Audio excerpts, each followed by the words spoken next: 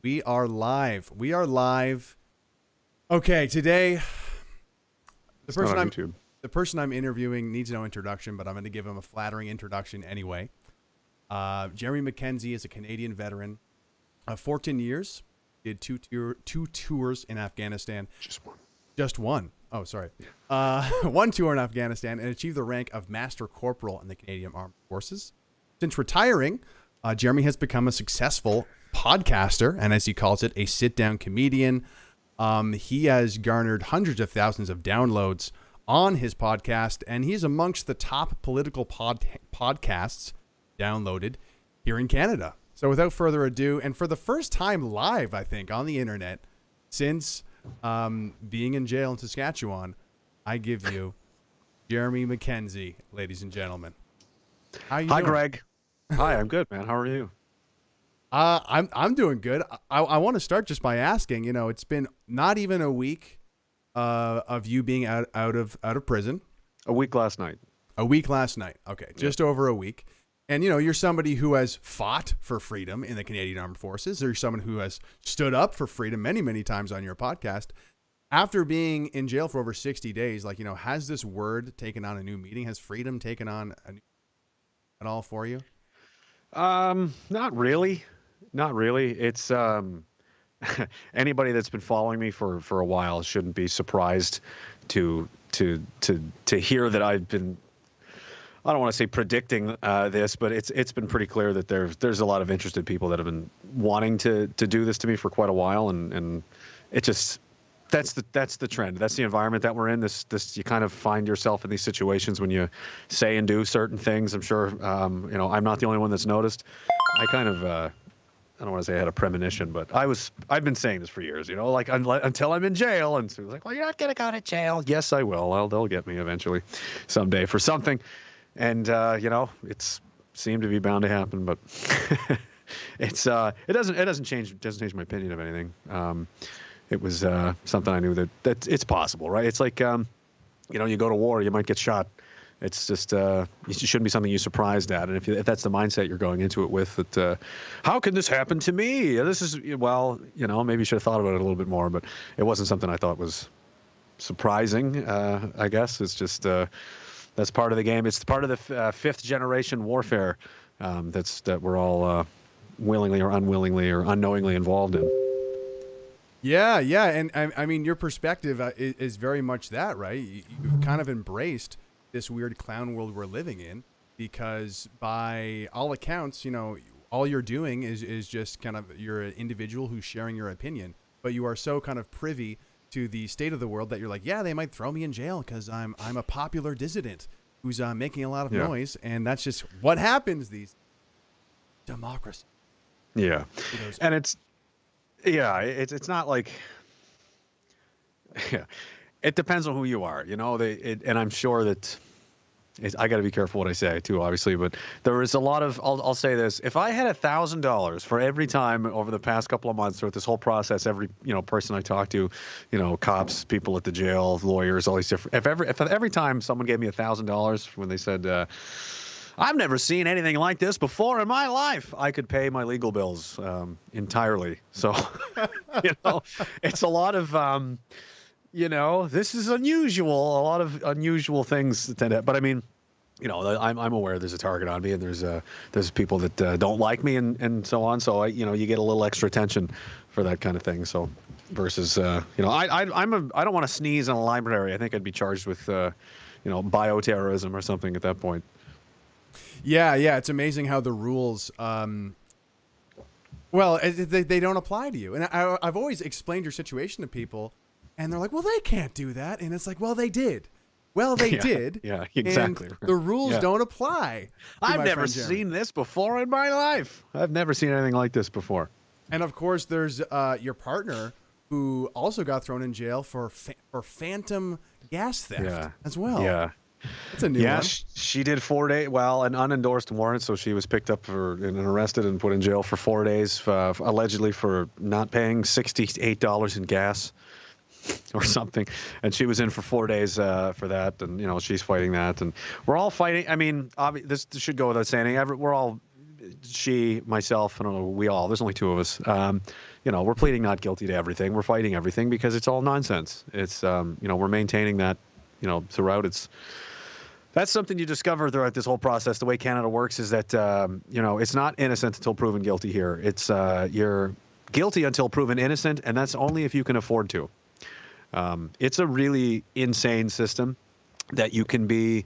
I mean, I'm sitting next to guys that are have done, 10, 15 years in the penitentiary. Guys have done, some pretty violent, crazy stuff. They're sitting right across from me. We're eating dinner together, and I've never had a day in court. I haven't been convicted of anything. I have no criminal record. I'm sitting in here right next to this guy, sleeping next to this guy, with people that have done some pretty wild stuff.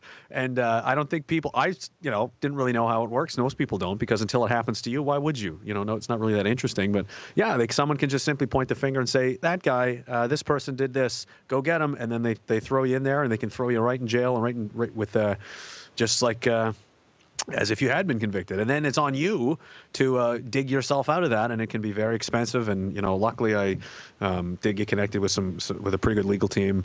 That he had a good little teaser there at the emergency inquiry. That was fun. That was a whole other thing we can get into if you want. But yeah, it's crazy, and it's you have to and it's hard to do. It's hard to dig yourself out from when you're in jail. And the other thing too is that I was incredibly fortunate and blessed to have so many people supporting me, and the amount of just the mail and it was incredible. And with all of that, I mean, you feel like you can do anything. It's really, you can beat anything when you have this many people trying to help you. But my heart goes out to people that aren't in that kind of situation, that don't. I mean, I was smart with my money. I had savings, I had things taken care of. I have, my pension and stuff, my bills are paid, that pays for my house, my kids and all of that stuff. So, but if I was, if I had a day job or something where I had employers, that's gone. You can't just, I got to go to jail for an indefinite period of time. I'll let you know when I'm back. No, you lose your job. And then if you don't make payments on your bills and your mortgage, you lose your house, you lose your car. I could have lost everything. And that's kind of the game they play. There's no real, nothing stops for you. Well, there's no stop payments. We'll wait and see what happens. You're just gone now. You're taken out of your life, and everything goes on without you, including your mortgage payments, your bill payments, and all that kind of stuff. So, I was just fortunate I positioned myself in a way that it wasn't too, detrimental, I suppose, but it could be ruinous, and it is to a lot of other people. I mean, if you're just some guy and, I don't know, whatever could happen to people, you get a DUI or something and you get thrown in jail for a couple of months, you lose your job at the bank and your house and your wife and kids are gone and your life is destroyed. And then you might have, $100,000, $200,000 in legal fees or something on top of it. So it's, lawfare, as they say, as they call it. Yeah. And it's very scary to think that, you are somebody who had a platform, who has a community around him, who can support you throughout this legal battle. And that is not the case for everyone. Yeah. And if you kind of look at the larger picture of this, fifth generational warfare, it's almost, I wonder if your scenario, your situation has it all happened in any other Western country recently. And that is somebody, being thrown in jail, with very little, because he is a popular dissident. Like most of the time in other countries, maybe there's some other reason why they try to throw them in jail, but it's almost like you're an example of what they want, which is any dissident we can just throw in jail for any arbitrary reason. And I would even argue that the situation with Morgan and the gas theft is imagine that just kind of happened to all freedom fighters all of a sudden. It's like, no, you stole gas and you're going to jail now. And unless you have even a popular Twitter account where you can tweet out to your followers, you're effed. You don't have any means to get support or for even the rest of the Canadian public to hear about it, because let's face it, our news media institution sucks. Yeah. Well, in her case, right? Anyone else, it would have just been called, hey, I think you forgot to pay gas. Oh, my bad. Here's, $60 or whatever it is. But because it's her, because we are who we are, that's not how it goes. It's technically they can do that. And that's just how that seems to be the attitude that's applied across the board. It's normally this is how things are done, but because it's you, technically, these are all the weapons we can deploy against you and do to you, and that seems to be more often than not that, there's not a lot of leniency or understanding or anything like that. It's just whatever they can do and get away with, they do. And again, it's I've never seen this before in my life. Yeah, I know. I keep hearing that, and that was the situation with her as well. She got 4 days in jail for and we'll see how that goes. There's a lot of these, but yeah, I wouldn't want to be. I wouldn't want to be in a position where you don't have that kind of support and you don't have that kind of, reach to have people looking out for you. And otherwise, I mean, my God, yeah, it's ruinous, and that's why they do it. And of course, yeah, 5th generation warfare. It's an information war that we're in now. And the battle is over people's mindsets and. The hearts and minds, we call it. That's what we did in Afghanistan, and now the whole thing is being applied on a global scale, all over the Western world. And if you're, a target of that, if you're a problem, or if you're someone that's been, if you want to use the word dissident or so on, there's things that can be done to you. There's you can get extra attention. Maybe you get audited a little extra. There's all kinds of little pressure points and things they can do to just make your life more difficult, and they will, obviously. Yeah. So, you're a Canadian veteran, and I've interacted with a number of you guys now, and you are very humble. You guys are very, very humble, and it's very, very gracious.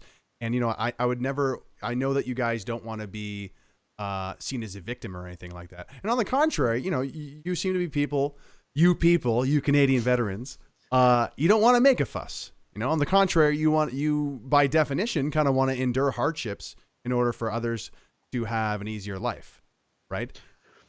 That's kind of beat into the ethos and the culture, or it used to be the culture. I don't want to comment on what it is now. The military is, anyway, it's a whole other conversation.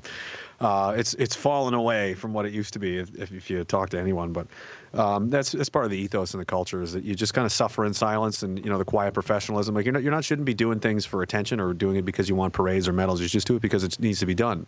You do things because they should be done, or that's your job, and you that's just how it is. That's just the attitude that we tried to carry and beat into people, through training and experience and that and so on. So I think that gets adopted by a lot of the guys, and too, your formative years, really. I mean, I joined the military when I was 16, 17 years old. So you don't really, that's the environment I was in when you learn how to be a man and how to conduct yourself, and how to act and how not to act and that kind of thing. I mean, there's you could grow up playing hockey and you're on hockey teams, or you're in college or whatever someone's background is. That was mine, and that's how we tried. We had certain ways of doing things and certain ideals and principles that we'd try to not only maintain and give to the new guys, but uphold, that are passed down to you from the guys that came before, from the previous generations, from the older NCOs. That's the gig. You're always supposed to train the guy below you to do your job in the event you're killed inevitably or whatever. Someday somebody's going to have to fill that uniform that you're wearing, because you're not going to be there forever. You're going to retire. You're going to get killed. Something's going to happen. So you're training him, and you're learning from the guy above you. So there's always this lateral movement kind of thing. It's a cycle. You're here today, gone tomorrow, and that's just what we try to do, is perpetuate those ideals and those principles, I guess. And yet it is pretty common with a lot of the guys, and I think too, because that's just what works. It's not something you get humbled in that job, in that, I don't want to call it a job, in that lifestyle, that career, that environment. You can't go in there acting like some hot shit hockey player. We've had a few of those, but 100 pounds on your back is 100 pounds on your back. There's no way around that. And that hill is as high as it's going to be, and the road's as long as it is, and incoming enemy fire is as indiscriminate and mean as it's always ever going to be. You can't. That was the one thing I really loved about the Army, is that you can't fake very much. You can't pretend to be anything. There's a lot of truth in it. You can't pretend to be brave. You can't pretend to have courage. You can't pretend to have integrity. You can, but it won't last very long. It will be exposed just to the nature of the job. There's just too much hard-hitting, on the ground reality that is inescapable. It's just, and everybody's there to see it. You have some guys from previous generations would you know, in peacetime, and this is why the U.S. military is, you know, despite its imperialistic nature, is an excellent, the excellent, you know, fighting force, because they're sharpening their swords all the time, so to speak. So they, you know, being exposed and doing it, you can't fake it. You can't play make believe, but you know, and sometimes you'll get exposed sooner or later. You'll have NCOs that act like big shots, and then when the bullets start flying, they run away or they hide or something, and then you have some 22-year-old private that takes over, because that's just the man on the ground at the time that knew what to do and get it done. And that's the world that a lot of these guys come from, and so it's not surprising that you would notice that, because there's a humility that comes with that too. And you can be here 1 minute and then you're dust. So. What happens to the, you know, the Canadian hockey bro who comes into the Canadian Armed Forces with a big ego? What happens to him on the first week? It depends. If he's really good at playing hockey, they'll pick him up for the regimental team, and then he'll be really well looked after and taken care of. They're all still pretty big with the hockey in there, but yeah, it's, you know, it's expected. If you're going to talk like that and act like that, then there's going to be extra attention paid to you to see what you can do. And if you don't measure up, it's not going to be good. I did the opposite. I just tried to lay low and be the gray man. I was a tiny little guy when I joined the Army, so I was just happy to survive every day. So I'm noticing, you know, you're very composed and you're very calm, cool, collected. You're like, this is fifth generational warfare, and part of me is very inspired by that, and very, like, you know, I appreciate the grace that you have, but another part of me is, you know, where's the old rage who was like, this is crap. I was in there for 60. Can you believe that? You know, where's that energy gone? Huh? That's around. Don't worry, that'll be back. That there's a time and a place for it, I guess. I'm still shaking dust and the rust off here. I'm surprised all this worked. I just plugged it all in and it seems to be working just fine. It's surprising. It's like riding a bike. Yeah. But you know, it's yeah, a lot of people ask me or said too, you must be so happy to be out now. Oh, that's great. Are you so happy? Congratulations, that kind of thing. And I said, no, I'm not happy. Why would I be happy? I'm not happy that I'm out. I'm angry that I was ever in there in the first place. You know what I mean? It's like David Knight said this about when they lifted the restrictions in Texas in 2020 or 2021. I can't remember. Everyone was all finally we've gotten rid of the. Thank you, Governor Abbott, whoever the guy's name was, for you know, freeing us of these ridiculous lockdowns, restrictions, and so on. He said you don't say thank you to a tyrant or a bully for taking his boot off your neck. You don't say thank you to a bully when he stops beating you. You know, that's not how. So that's the wrong mindset. You're like, oh, thank goodness it's not. Well, it's not over. This could go on. This is going to be years. I'm going to be dealing with this stuff. But yeah, you don't want to burn yourself out being too angry about it at once or anything. But yeah, I'm really handcuffed about what I can things I can say about it and things I can't. So it's gotcha. a pretty fucked up situation. But you know, we're dealing with it, and it's, again, I've been in worse places. You know, everybody was writing me all kinds of letters and calling like, I hope you're right. I've been in much worse places. It was pretty gay, pretty dumb.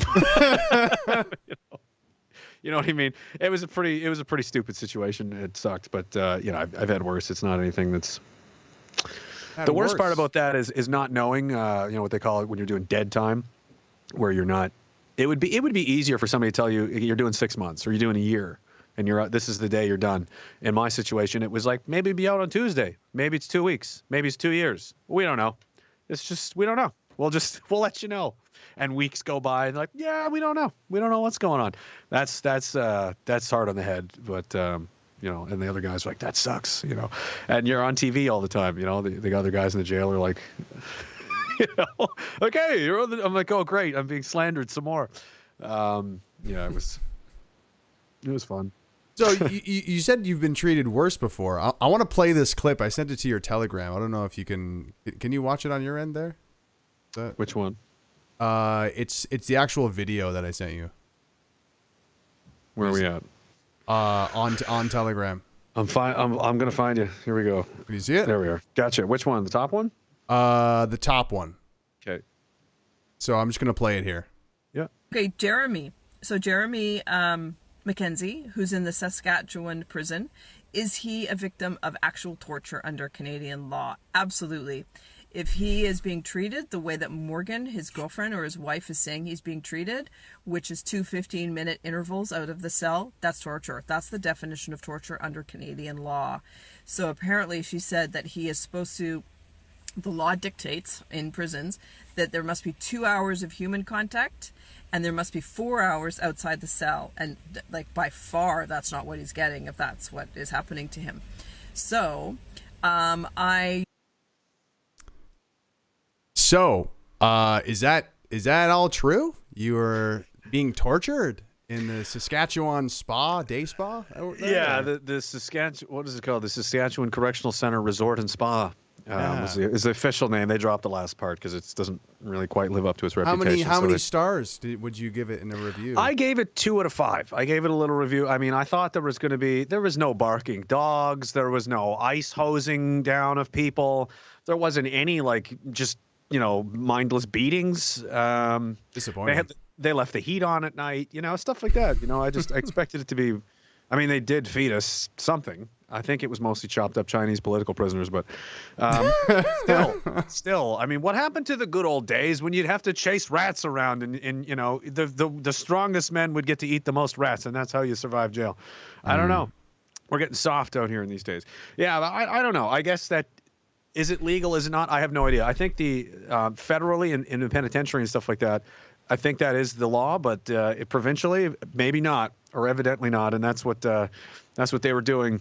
I did different stretches, so I did 17 days in solitary in total, or in segregation, or whatever they want. You're in a box by yourself, all day long, and 10 or 11 of those days, I think, in Saskatchewan, and it was 15 minutes twice a day.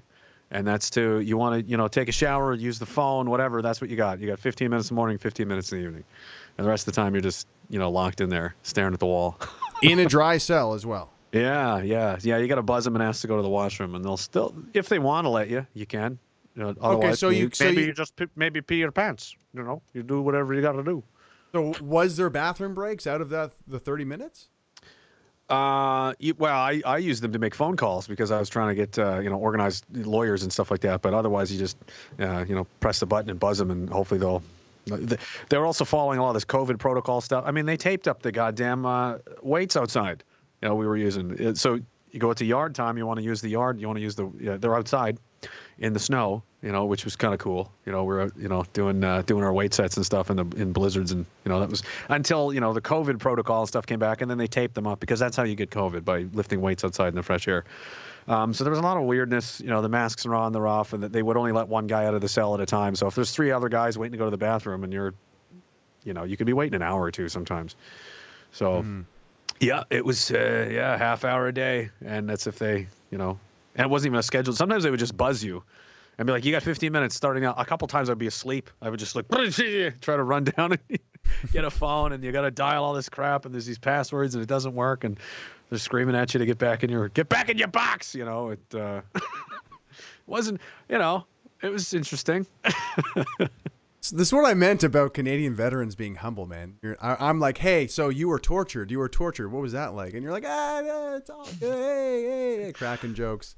Well, they didn't cut my fingernails off or any of my eyelids or anything, so I guess it could have been, I was expecting worse. But that clip that I showed was from, her name was Susan.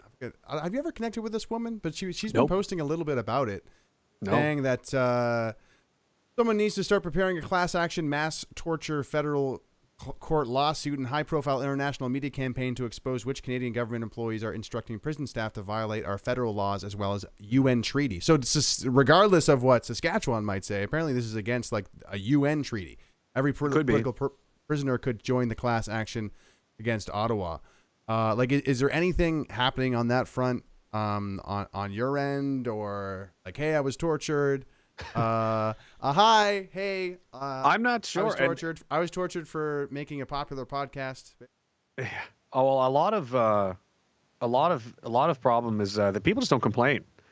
They don't try to. They don't. They just accept it, right? And that's what I was kind of surprised at, how a lot of the guys in there would just accept a lot of it. A lot of it was just normal to them because they're in and out of there all the time. Most of the guys in there are in there all the time. They just go in there for vacation kind of thing, and they're just like, yeah, that's how it is. And it's alarming because that's, conditioning, right? And now, you see that in our society now with all of the new just the reach of the state and the media and so on, what's become normalized now, what was insane, it is still insane. And that's, what I try to hang on to every day, because if you start letting it be normal, then you forget about it. And then it's normal. It's normal now to have, the government decide they're going to maybe take your kids away because you don't, you listen to the wrong things, or what's going on in New Zealand. They're trying to grab some guy's kid because he doesn't want to, the blood transfusion or something this kid needs, and doesn't want to have blood transfusion from people that have had the mRNA injections, and they're like, no, maybe we'll just take your kids. Maybe we'll just take them instead. It's crazy, the gaslighting and the things the media have gotten away with saying and doing, and you've got the prime minister othering entire sections of the population, millions of people. Should we tolerate them? What should we do with them? You're being threatened. Oh, there's going to be consequences. Some of them are saying this kind of stuff. That was unthinkable to say. That's career suicide 10 years ago. Now it's just, oh, they said another thing today. So So you can get used to anything if it's brought in gradually enough. If you just kind of slowly, the frog in the boiling pot metaphor we've all talked about for years. If you just do it slowly enough and gradually enough, people will put up with absolutely anything. I mean, North Korea exists, it shouldn't, but it does. And that should scare everybody. And the fact that not too many people seem to get too alarmed about it. I saw a guy on Facebook earlier the other day, because now there's the gun ban, which, again, years and years have been saying this is what they're going to do. They're going to say this. They're going to say, give us an inch, and we're going to take the whole field, and we're just going to that'll never happen, bro. That because the seats are far, bro, and that'll never be a thing. Because I put no, it is, and look how far it's come. And this guy was like, oh well, what are they going to do? They're not going to come. Now he's resigned himself to, well, they're not going to come collect everyone's guns, so what is there to worry about? A couple of years ago, there was the uproar, like, how can they ban these and how can they get away with this? And now it's like, well, let them ban them. I'm not going to come get mine or anything. And I said, that exact attitude, the guy's profile picture was a couple of young kids, like babies, like 1, 2-year-olds. I assume they were his. And I was like, that kind of attitude is what's going to endanger those kids. Because in 20 years from now, all the rights and things that you used to have that they're just being taken away, they're not going to have it all. They're not even going to have any memories of existing. Because you felt like you're doing the whatabouts and it's okay because I'm just going to compromise in my head so that I don't have to do anything, and people don't like to feel upset and alarmed and concerned and feel like there's a problem, because then they have to do something about the problem. If they have to do something about the problem, then that's stressful, and they don't want to do that. They want to watch football and eat cheese and sleep all day. So something awful can happen. And they'll just, computing will come out, well, here's why you don't have to do anything. Here's why it's okay. And it doesn't help that you've got these media personalities up there telling them exactly what they want them to think and feel all the time. Just take the drugs, be numb, don't feel anything, everything's fine, everything's under control, just go back to sleep all the time. So it's a constant struggle, and that's the 5th generation warfare that we're under. And it's not even countries anymore. You've got this elite, billionaire, super tech billionaire class of people that is just gobbling up the whole world. They're buying up all the farms and all the property and all the resources, and they've got these media clowns running cover for them and telling everybody how great it all is. It's like, this isn't good for us. It's great for them. You've convinced these people who are now your victims to enjoy their own exploitation.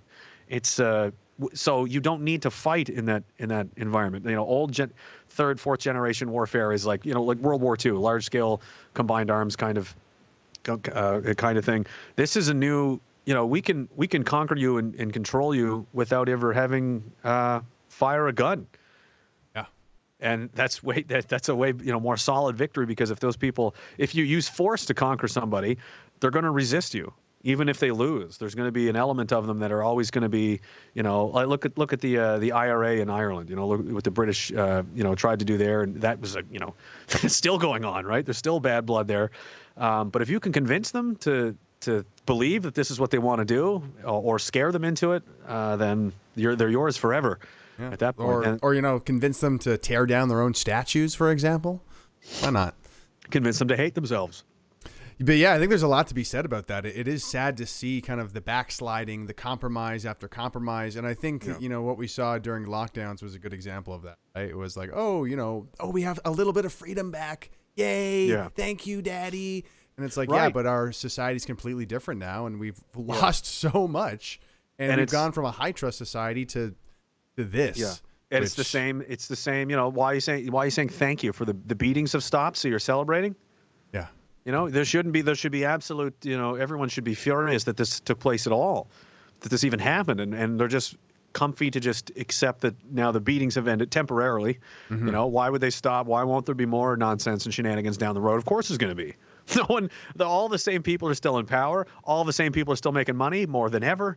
There's no reason to stop. Sometimes they'll slow down, take their foot off the gas a little bit when people get, uppity, like what happened in February. People got a little cranky.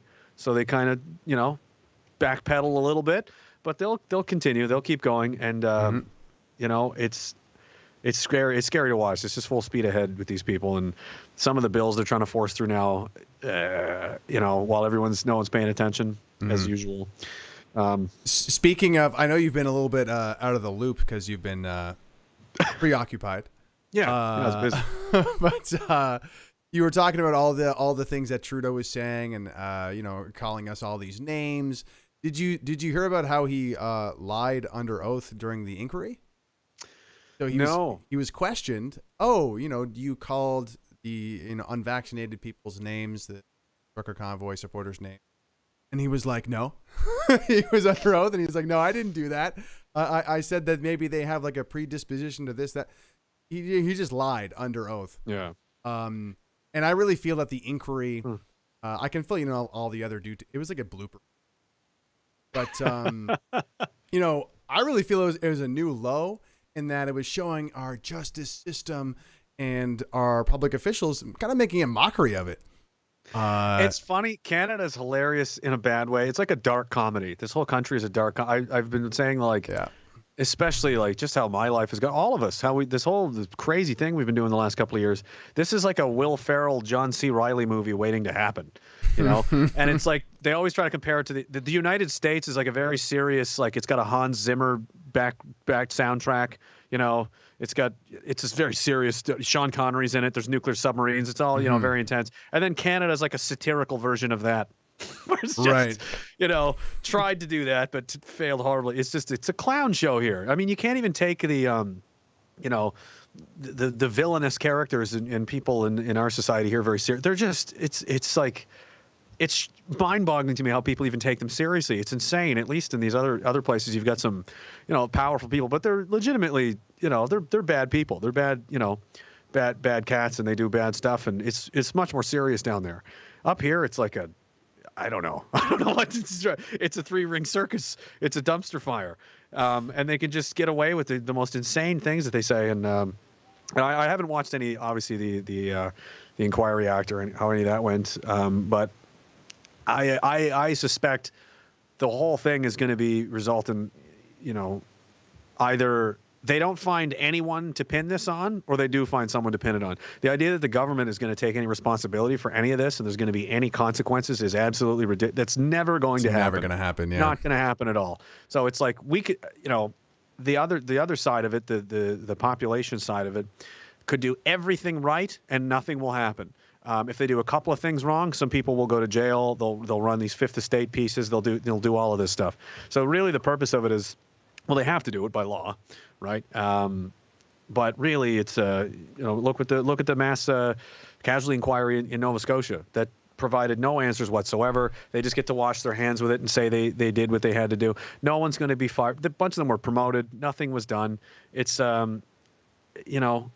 it's just so condescending to think that you can just do this to the population indefinitely. We'll just treat you like clowns. Like, we're not serious. You don't matter. We can do whatever we want for as long as we want about whatever we want. And what are you going to do about it? Nothing. Nothing. I'll just sit here and lie, and he'll lie, and we'll all lie. And everyone knows we're lying. We're now in that Soviet world where it's, was it Solzhenitsyn? I can't remember. They're lying.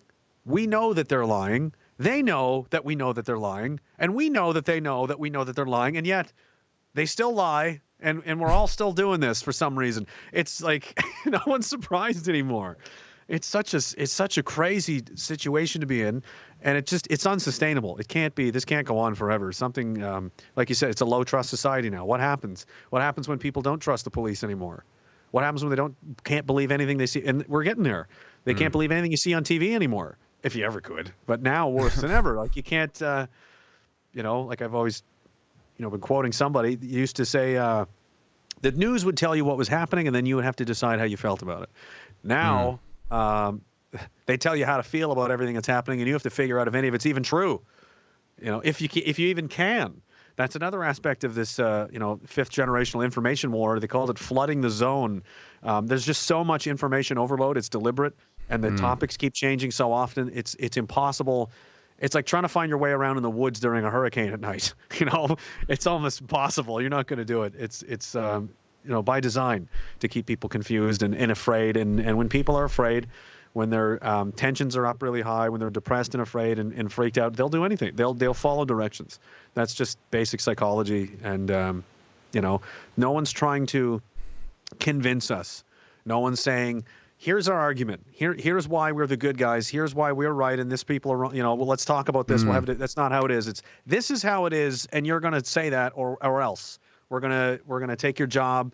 We're gonna demean you. We're gonna drag you through the coals of the media. We're gonna kick you out of school. We're gonna punish you. So you're gonna do this, or you're gonna be punished, and you're gonna be called all kinds of things, and or worse. We'll see how far we have to take this with you pesky person that's not playing the game. You peasant, you serf, get back in line. I wonder how long it's been like that, because during lockdowns, during the pandemic, I think you're absolutely right. That's a good kind of summary of what they did is they would just send so much information at us constantly all the time. Wear a mask, don't wear a mask, 6 feet, get the injection, don't get the injection. The AZ injection is not good for you. Actually, it was good for you. Actually, we're gonna switch flip-flop back and forth whether. And you could see it in the normies' faces. They're like, I don't even know anymore. I'm just going to do as I'm told. I just want to go to Dominican Republic. And I think that's a good summary. Information overload. So the people just said, yeah, just tell me what to do. And I think you're right in terms of how the information is presented now. It's not like, hey, we're going to explain ourselves. No. No, we're just going to tell you how it is. They've changed their minds. They've flip-flopped on so many things. So many things over the masks. Remember, the masks didn't do anything. They were worthless. There's no point. The particles, they're meant to stop dust particles, which are 1,000 times the size of the COVID disease particles. So there's not even any point in wearing them. We went from that to you have to wear them or we'll put you in jail or something, right? And now it's back to no one's wearing them because no one ever cared. Nobody cares. Nobody's ever cared. I read something in Ontario. It's like, well, we're thinking about bringing them back, and most people want the masks back. Well, no, they don't, because if they did, they would be wearing them right now. Why is no one wearing them anyway? I was just in the Toronto International Airport. I think I saw one person. One. The whole time I was in there. I was in there for 6 hours. I saw one person with a mask on in the whole place. So they're all just, waiting for your say-so. No one's stopping them. You can wear them if you want. That's always been the case. So why are they trying to insist on everyone that this is how it is? Most people just want to be left alone. 80% of the people I don't care. I want to live my life and pursue whatever goals I have. I want to raise my family. I want to do this with my career. I want to eat cheese and watch sports ball. Okay, I don't give a shit. I want Aaron Rodgers to win the Super Bowl. That's all they care. Fine. That's always been the case. It's never going to change. That's just how most people are. And then you've got people on this side. You've got people on the other side, and they're playing this tug of war over the middle. And the ones in the middle are going to do whatever. They just want to be left. Just leave me alone and let me live my life, and they know that, so they dangle the carrot on, it's like everything will be fine, just do this, just 2 weeks, it's okay, just another couple of months, it's just another lockdown, it's just one vaccine, it's just 2 vaccines, it's just 3, it's just a passport, it's just Bill C-11, it's just this. Soon everything's gonna be fine. Soon you can go back to your life, but just one more carrot, one more step down the road. And it's crazy that they don't no one seems to clue into what's happening. Just stop for a minute, stop the car, pull over, and look around. Do you see how far down this highway to hell you've come? Mm-hmm. Yeah. Do you just take stock of where you were 2 years ago and where you are now, and why? How none of this is normal or healthy or sane. and now we've got a complete, society is completely divided against itself. There's people living in parallel dimensions. Literally, there's people that believe their entire worldview is completely antithetical to the people on the other side, and somehow they're supposed to mesh and work together as a nation, as a civil. It's not going to happen. It's impossible. It's designed to be to have conflict. And not only that, it's hey, carrot on the stick. They got the carrot. Just 2 more weeks. Just get one more dose. Yeah. And then it's also like now, maybe just with MAID. Maybe just they're trying to make that very seductive and very attractive. They're trying to destigmatize it. It's horrifying. And I feel like only in Canada is it kind of something that there's not nearly enough pushback with. The public's just like, oh, okay, yeah, they can't afford rent. I guess, okay, let's just let them just end it. That seems reasonable. Like, they're desensitized.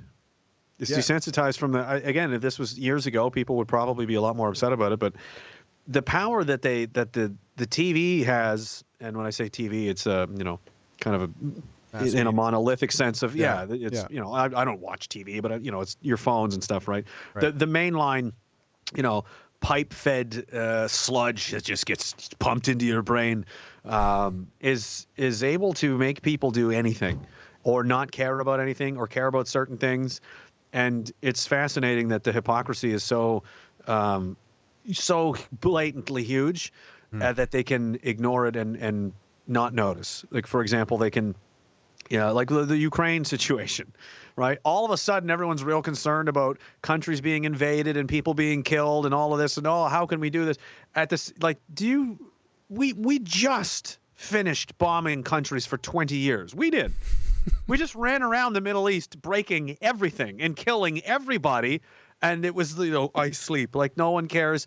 The Saudi Arabians are committing genocide in Yemen. We're giving them training, money, aircraft, ground vehicles. We're just, fuck Yemen. Kill everybody. Who cares? Who cares? Nobody cares.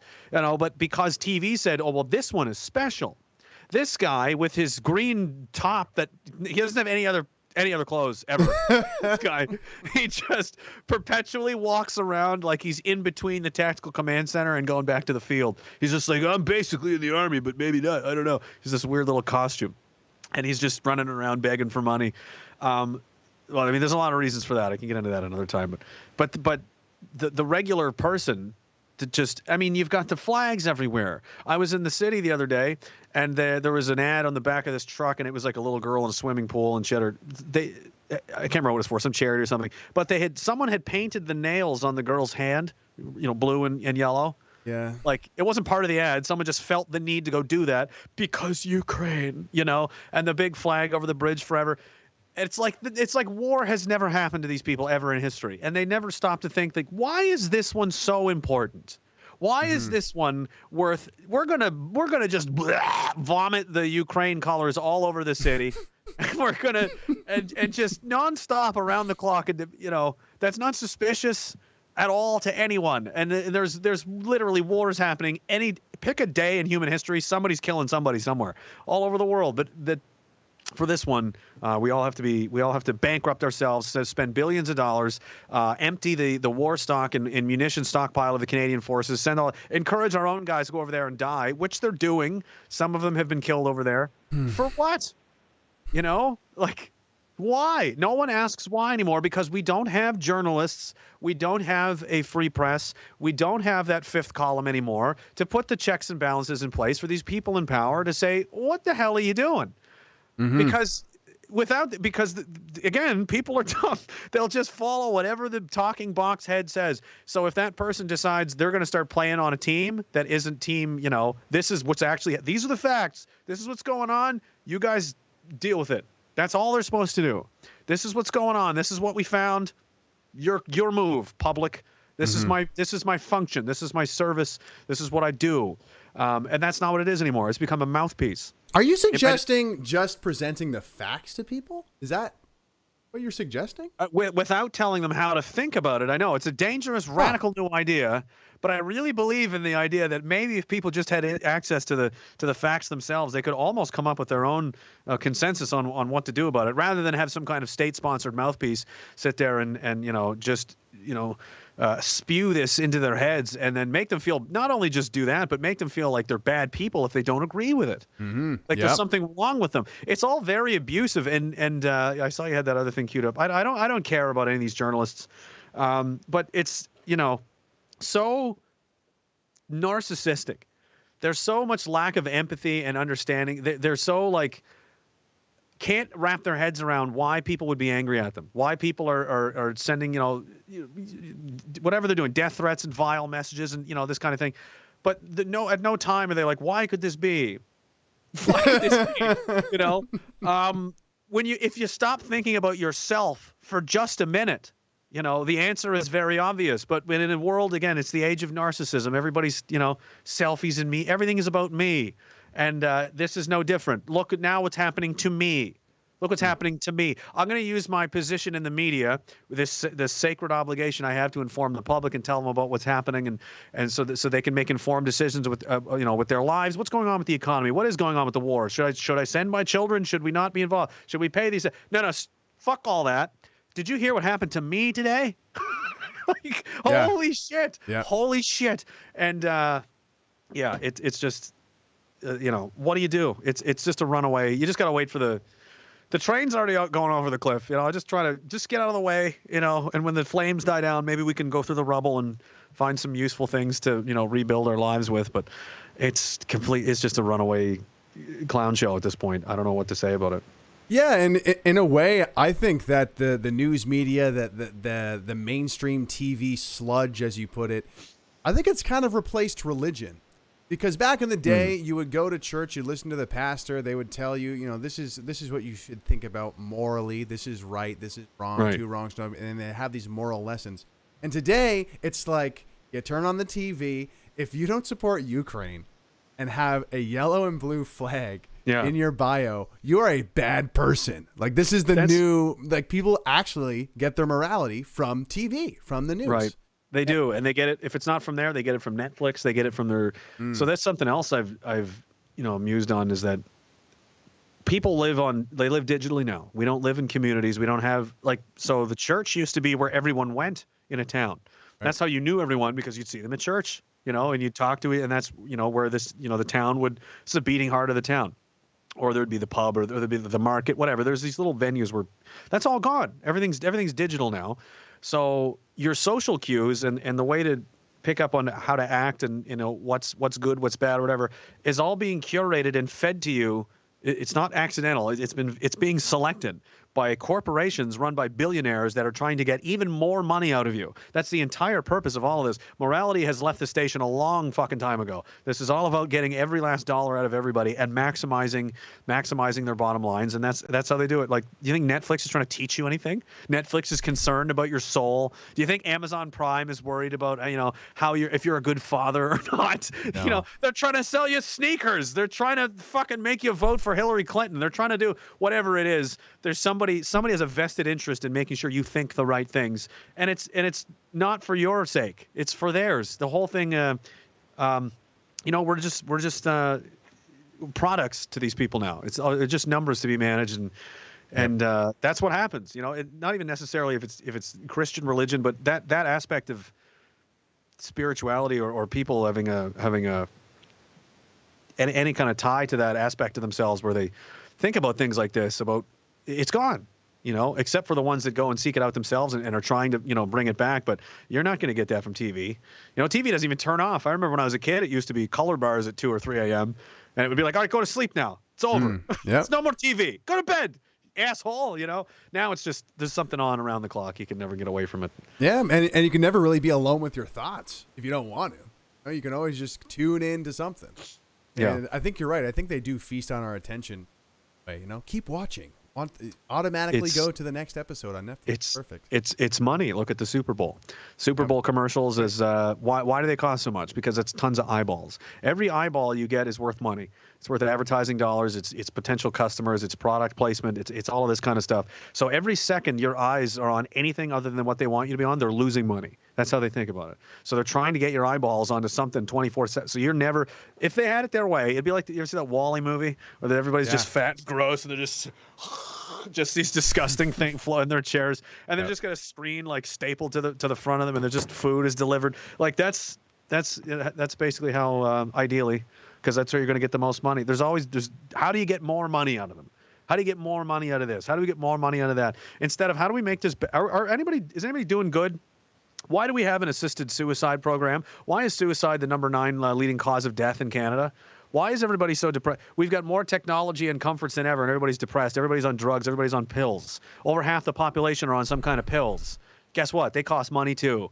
Those billionaires are making lots of money, and they're not trying to figure out why so many people are on pills. It's like Lord of War, that Nicolas Cage movie. How do we arm the other so many people, 7 out of 10 are armed people, and how do we arm the other 3? How do we sell more pharmaceutical drugs to the other 45% that aren't on them? That's the goal. It's not are these people healthy? Who cares? Mm-hmm. Who cares? Get them all on drugs. Give them all tens of millions of drugs. Get a vaccine drip. It just drips into your bloodstream every day. You just plug it in.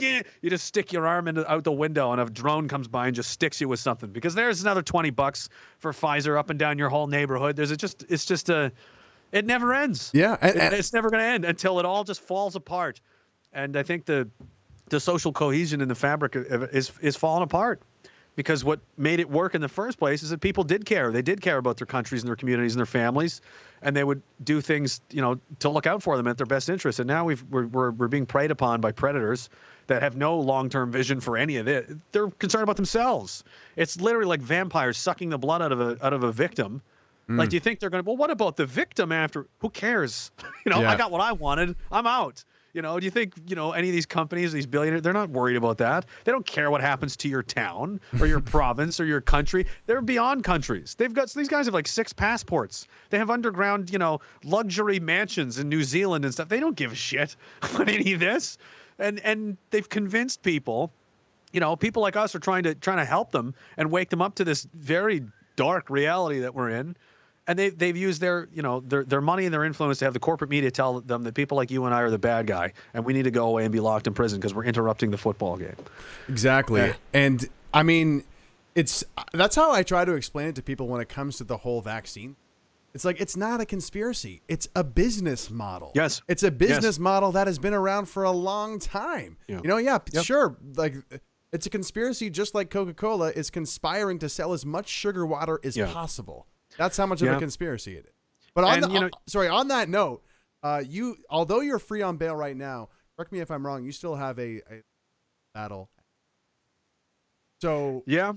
And speaking of money and attention, while I have everyone's attention, you should go into the description. That is where you can donate to Jeremy, help him fight the Canadian, help him, continue on his legal battle in his lawfare, 5th generational warfare.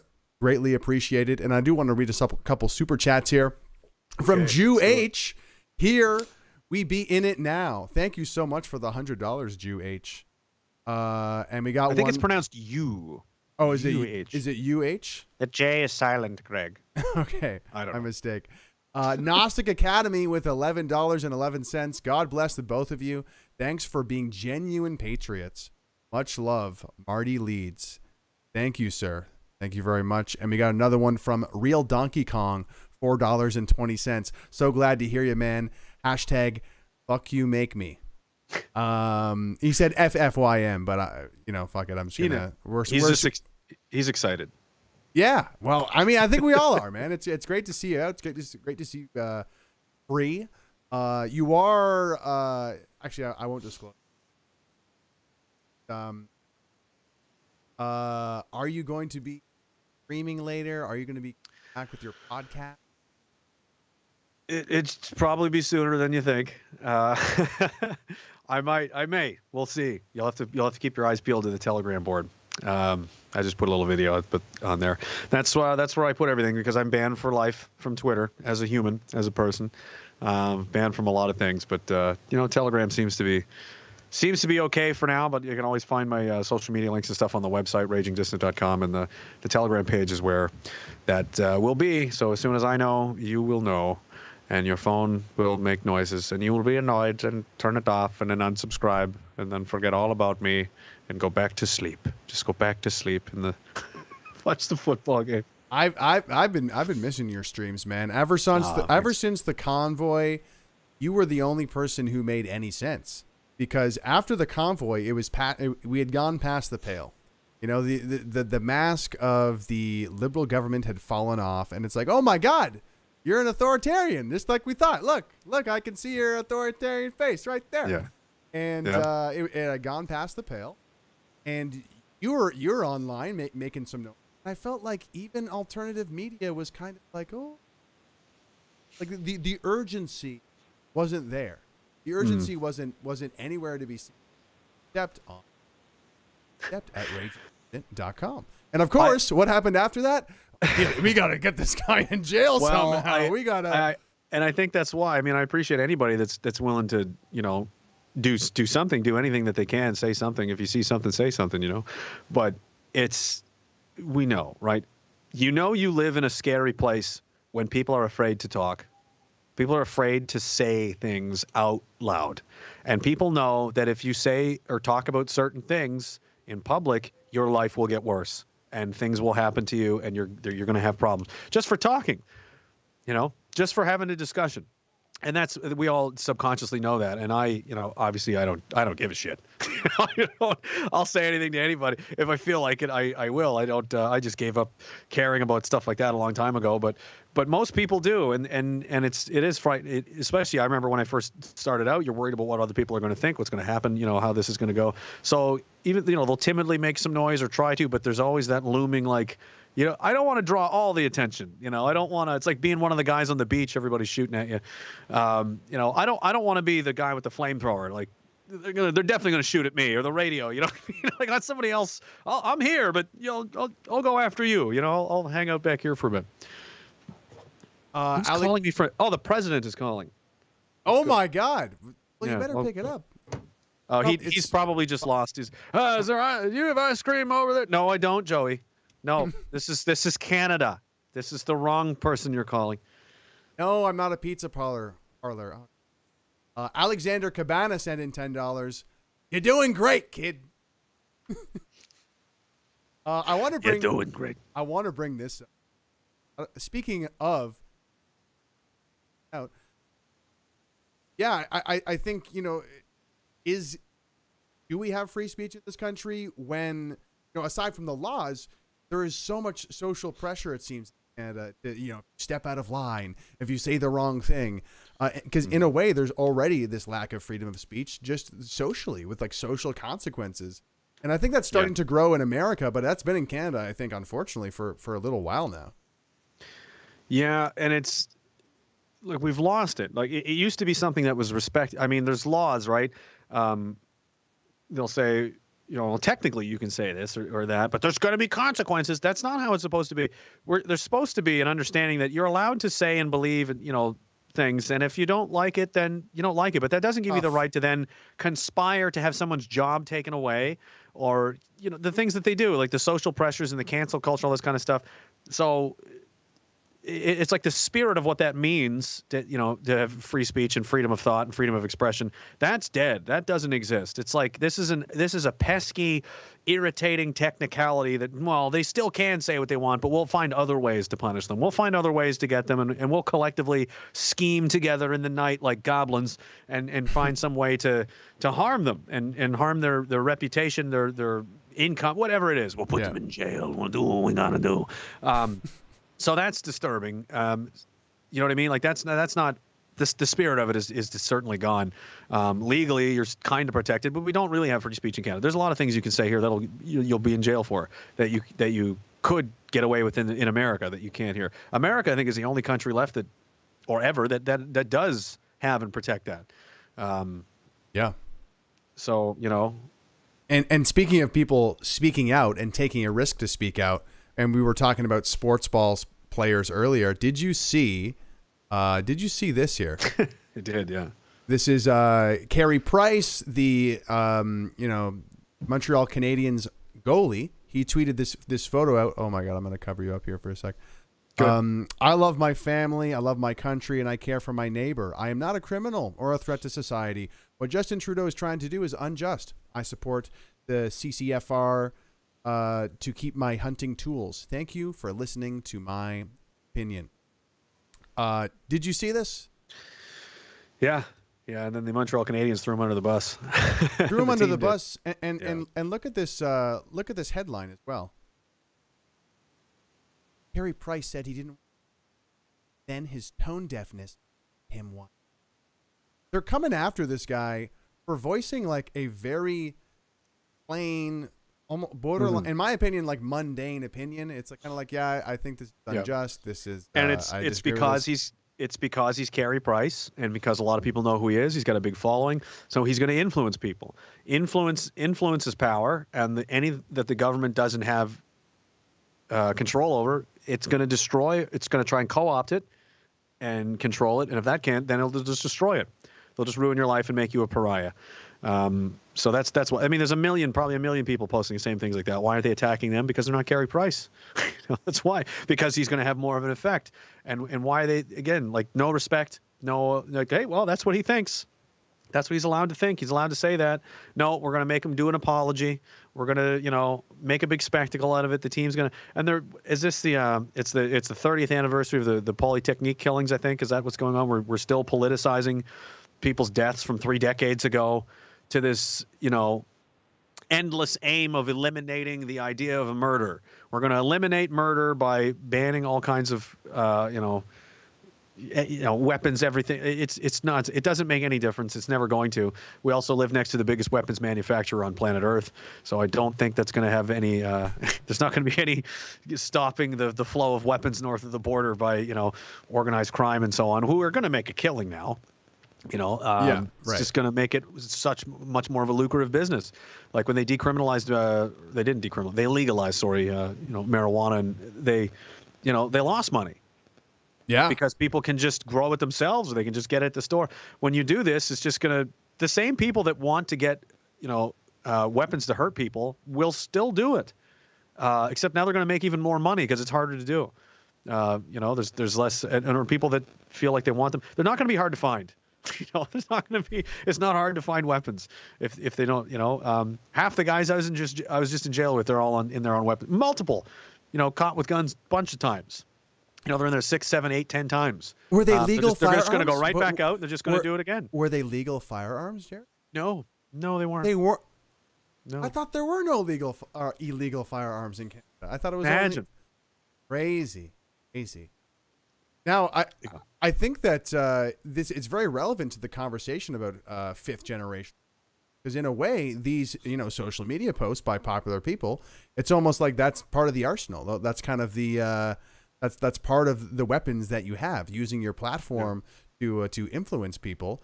And strategically, they're obviously trying to take out Carey Price. How dare you say something that opposes the regime, right? Yeah, and good for him for doing that. I mean, I'm sure he anticipated there would be some pushback for that. He's not, he's not stupid, but it's pretty ridiculous how far they've gone, though. And I think it's so.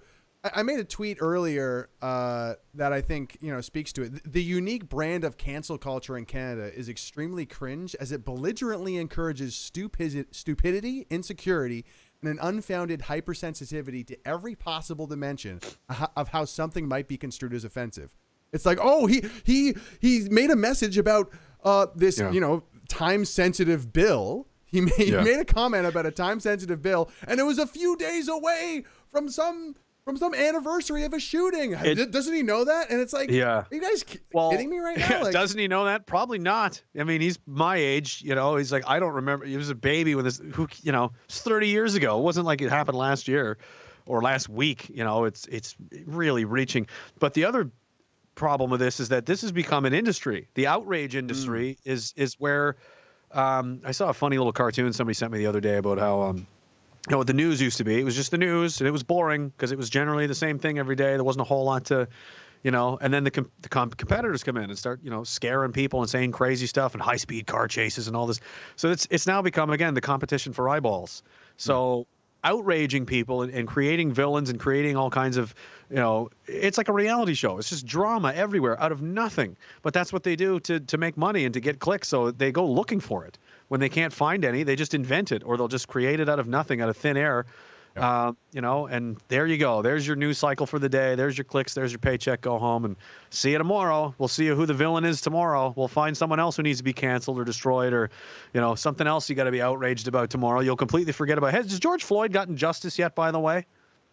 Has that been, is there justice for Floyd? Has justice been delivered? I'm not sure. They'll just move on to something else.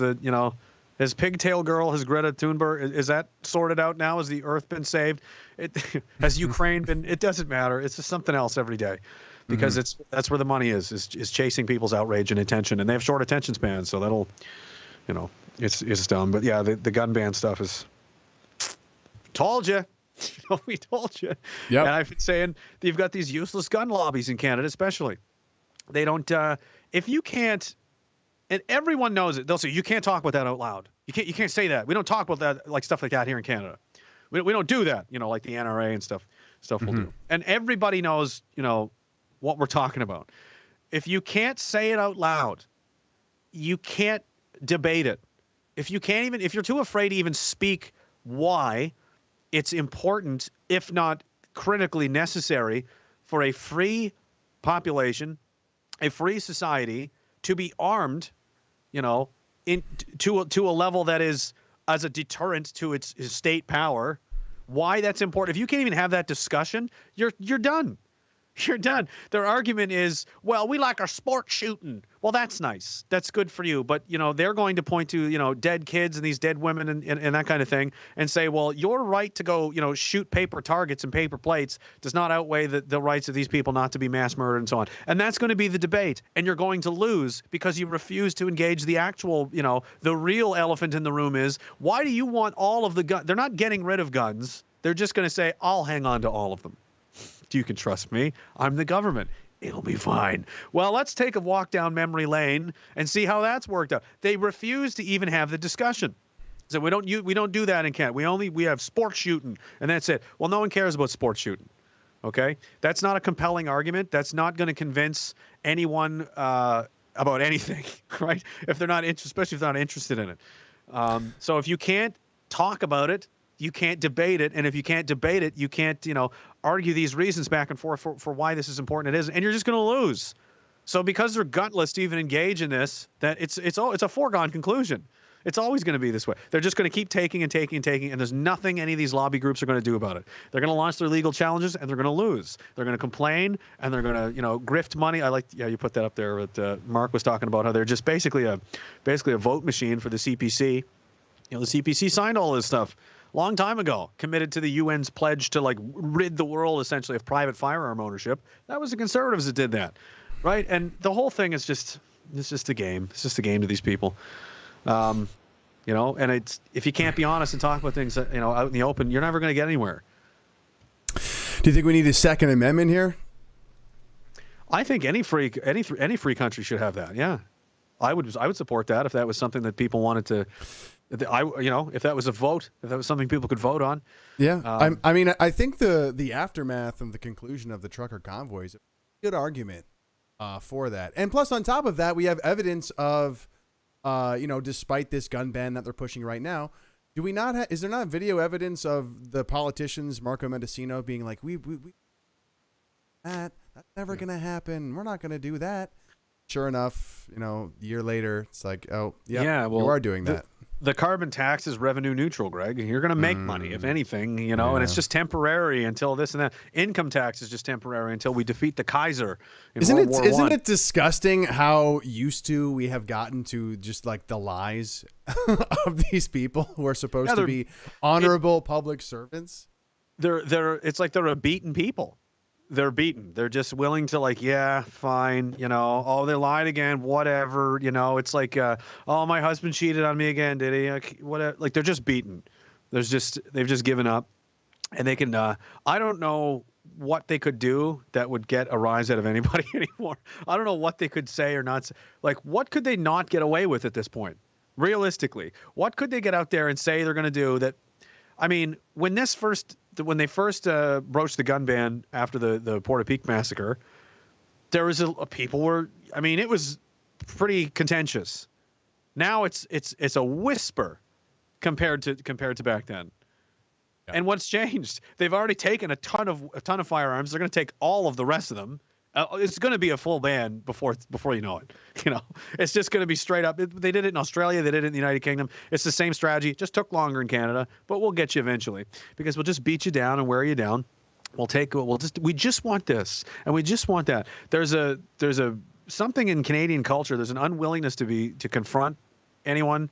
Everyone wants to be polite and just go along to get along and don't want to rock the boat. I don't want to ruffle any feathers. Yeah. Yeah. So they'll just acquiesce and agree to things just for the sake of keeping the peace and so on. But you're giving it all away, and you're giving it all away to people that don't deserve to have this kind of power and influence over us. And they prove it every day. They prove it every day with the things they do, they say, they lie, they get away with. And they have contempt for us. They don't respect any of us. How could they? I can't. To sit there and lie all the time, just through your teeth, knowing that who cares? You know, like the media is going to cover for you. There'll be some people here and there on the internet, but we're going to censor that, Greg. We'll take care of that. And screw it. You know, I can say and do whatever I want because I work at Parliament fucking Hill. I can do whatever I want and I can say whatever I want. And who's going to stop me? Who's going to stop me? Those guys in the blue ties? We all go play golf together. Well, the orange tie people, he just sent me money to my charity. We're all on the same team. We're all working together. We're all fucking millionaires. We're all doing great. None of our lives were affected by shutdowns and lockdowns. We made money. We invested in pharmaceutical companies, and we made money. We're doing better. We gave ourselves a raise. What did we get, an 11, 15% raise that one? Yep. 1 year? Have you ever gotten a 15% raise? I sure haven't, but they did. Thank goodness for that. Don't worry, they're going to take care of it. Give them all of the speech power. We'll let them monopolize the internet, communications, violence, everything. Just the finance sector. We'll just let them control absolutely everything. Have a monopoly on everything, and we'll just quietly sit here and it'll be fine. I'm sure these people with a horrendous track record of deceptive, suspicious, disingenuous, unethical behavior with this immense amount of power will do nothing but benevolent things with it. I'm sure. I don't see there's anything to worry about. You don't get headlines like this without greasing the wheels a bit. Literally what he said. Oh, but it was a joke. No, it was very, very. Yeah. Yeah, absolutely. Just I wanted to touch on back to your time, bars. Oh, yeah. So I ran for the PPC the one time. I noticed that the bias of the media, what they say on media, really kind of snowballs into something really awful in public life. For example, they would say things about the PPC, and when I was out there, going door to door, people would freak out and say, "Oh my God, you're from the PPC! Like you're a racist!" I had volunteers. I don't want to say assaulted, but they had stuff thrown at them. I had an 18-year-old volunteer who was like physically intimidated, and this is from the biased media, and that's kind of the consequence of that. Now, I heard you were telling me after you got out that you had a much more kind of deadly version of that behind bars, where you were on TV. You were the big bad man on TV saying, "Oh, the leader of Diagolon and white supremacy this, white supremacy that, racist." And then you're in jail, an enclosed space with violent criminals who happen to be native, who happen to be indigenous. And, from what I hear in Saskatchewan, some of these native and indigenous young men are very kind of programmed to be like, white man bad and like, these racists are horrible. Like, screw these people. And you basically were telling me that this had led to altercations where could have been bad, could have been a bad outcome, to say the least. There was a couple incidents, yeah. If you could put it that way, there was some shanks involved and things. I mean, It's a jungle in there. You're on your own too, right? It's not like there's someone right there. You know, they have the guards are in the the bubble, they call it, right? It's like a little enclosed fortress where they just watch from behind the glass, like, what are they doing now? Jesus Christ, these people are animals, you know. And if they got and even then, like if there's something going on, like they're not going to rush in there and put themselves at risk to pull you out of there. Like they're going to wait for backup. You could be on your own for 5 to 10 minutes getting your head kicked in. If, you know, that can happen. So it's there's no, it's a different world in there. I'm sure I don't have to explain that to anybody that's ever been in there before. They'll just, you know, it's not like out in the street, like, hey, fellas, let's just have a discussion about this. As soon as it's like you're being threatened, it's just straight to full violence immediately. That's the only way. You know, you got to protect yourself, and you got to do what you got to do, or you're going to get hurt in there. And if they even, you know, smell that, you know, they can take advantage of you or lean on you, oh, they will, like sharks, you know. And yeah, I'm in there. It's on the TV. It's on the newspaper every day. Famous, you know, infamous, you know, white supremacist terrorist leader, potentially rapist. You know, is. Did they include that as well? Oh yeah. Oh, they dragged me through the coals over there on CTV all the time. Every time I had a court date, and they just spun it all up all over again. So. Yeah, there was a few, you know, guys that like to watch TV and didn't like that, and there was some issues there. But for the most part, I got along with quite a few of them. But yeah, there was. Especially early on, there was a couple of, you know, but yeah, you know, you've got people, you know, all that people send me mean messages and this and that. Like, well, there's been people, and I'll bring one of them up specifically here. This so-called, and I'm trying to track her down. If anyone knows who Elizabeth Simons is, if this is a real person or not, I'd really like to talk to her, because she's one of the people of many that is as being basically leaned on as the expert on me. She's quoted in dozens of publications telling people that I'm a white supremacist and a racist and a terrorist potentially, and things like that. So that's the story and the character that they've built around me, and it it led to, you know, life-threatening situations for me because of the lies that they've told. And that's something that I had to deal with there, and I'll, you know, deal with, you know, on an ongoing basis. So if anyone knows who this person is, they refuse to comment. They refuse to give any contact information or refuse to divulge anything like that at the Canadian Anti-Hate Network because, you know, do they really need much of an explanation? But if anybody knows who that is or can put me in touch, I'd really appreciate it. We're looking for you, Elizabeth. I'd really like to have a little discussion with you, if that is your real name, you know. But that's you know, and it's not just me. They do this to all kinds of people. They ruin people's reputations, and they encourage people to commit violence on you, you know, by inference. There was people taking pictures of Morgan's house saying, what would you do if a Nazi lived on your street? Well, let's see. What did we do with the Nazis, Greg? We hunted them across the earth to the present day and hung a lot of them. And shipped them off to Israel for trials and had them executed and so on. So is that what you're saying? I should be hunted down and executed? It's not a small thing to call people this kind of stuff. But when there's no evidence, where's your evidence of any of that? There isn't any. But they just have a blank check to say whatever they want about whoever they want, and damn the consequences. And then cry about it when people are angry at them for being lied to. And say that it's you're inciting hate. The irony, right? Because they'll say that I'm inciting people to commit violence and do these kinds of things. When as far as I can tell, the only violence that's been incited or, you know, perpetrated as a result of anything I've said has been towards myself, based upon the people reporting on me. And I don't expect an apology from them anytime soon, because they're just going to double down. And again, they're never going to admit they're wrong. It's the age of narcissism. Everybody's a victim, especially them. So, yeah, it's you know, be careful in jail, kids. it's not a nice environment to be in. But yeah, there's you're gonna run into the problems when you're an infamous white supremacist in a jail full of 98% you know, native gang members. It can go a number of ways. You know? When you first told me that story, he's telling me, you know, Jeremy's telling me this story over the phone, and, you know, you're so kind of casual about it, like, oh yeah, and then they were trying to corner me and surround me, and this is how I got out of it. And it's just like, Jeremy, like, you're the only type of person who would so casually be talking about anyone else. This would be the scariest moment of their life, a life or death situation. you're just like, oh yeah, they try to surround me, and I just Top 7. threw this guy, choked that guy, whatever. I was fine. It was So top 7, maybe top 8. It's up there.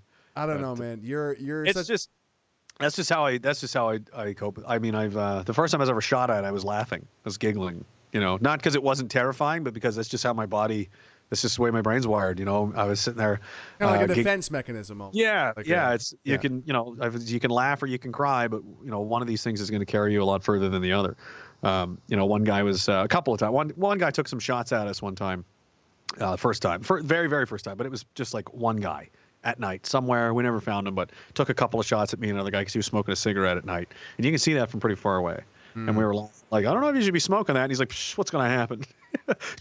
Bullet comes right through the tower. We're, whoa, we kind of we're giggling about it. And then the first real, gunfight we got into, it was, me and my buddy, Dickie were behind this wall, and we're both laughing. He's talking about, it was funny, but it wasn't it was terrifying, but it was also this is just how you deal with it. It's better than oh my god, what am I gonna? Then you're having a mental breakdown. You're still there. You still got a job to do, and you got to deal with it. And that's just probably how guys you're trained and programmed or conditioned or so on. But that's just how it comes out. Maybe I'm crazy. I laugh about things that are probably not funny, but that's just everybody processes things differently, and that's just how I do it. And I'm glad it was me and not someone else. I will say this, it wasn't, like I said, I've been in worse places. It wasn't that bad. But I wouldn't want to be just off of right out of the street. Like you work at Sobeys, and you get a DUI or something, or something happens to just you're a regular normal person, and then they just throw you in there with these animals. Yeah.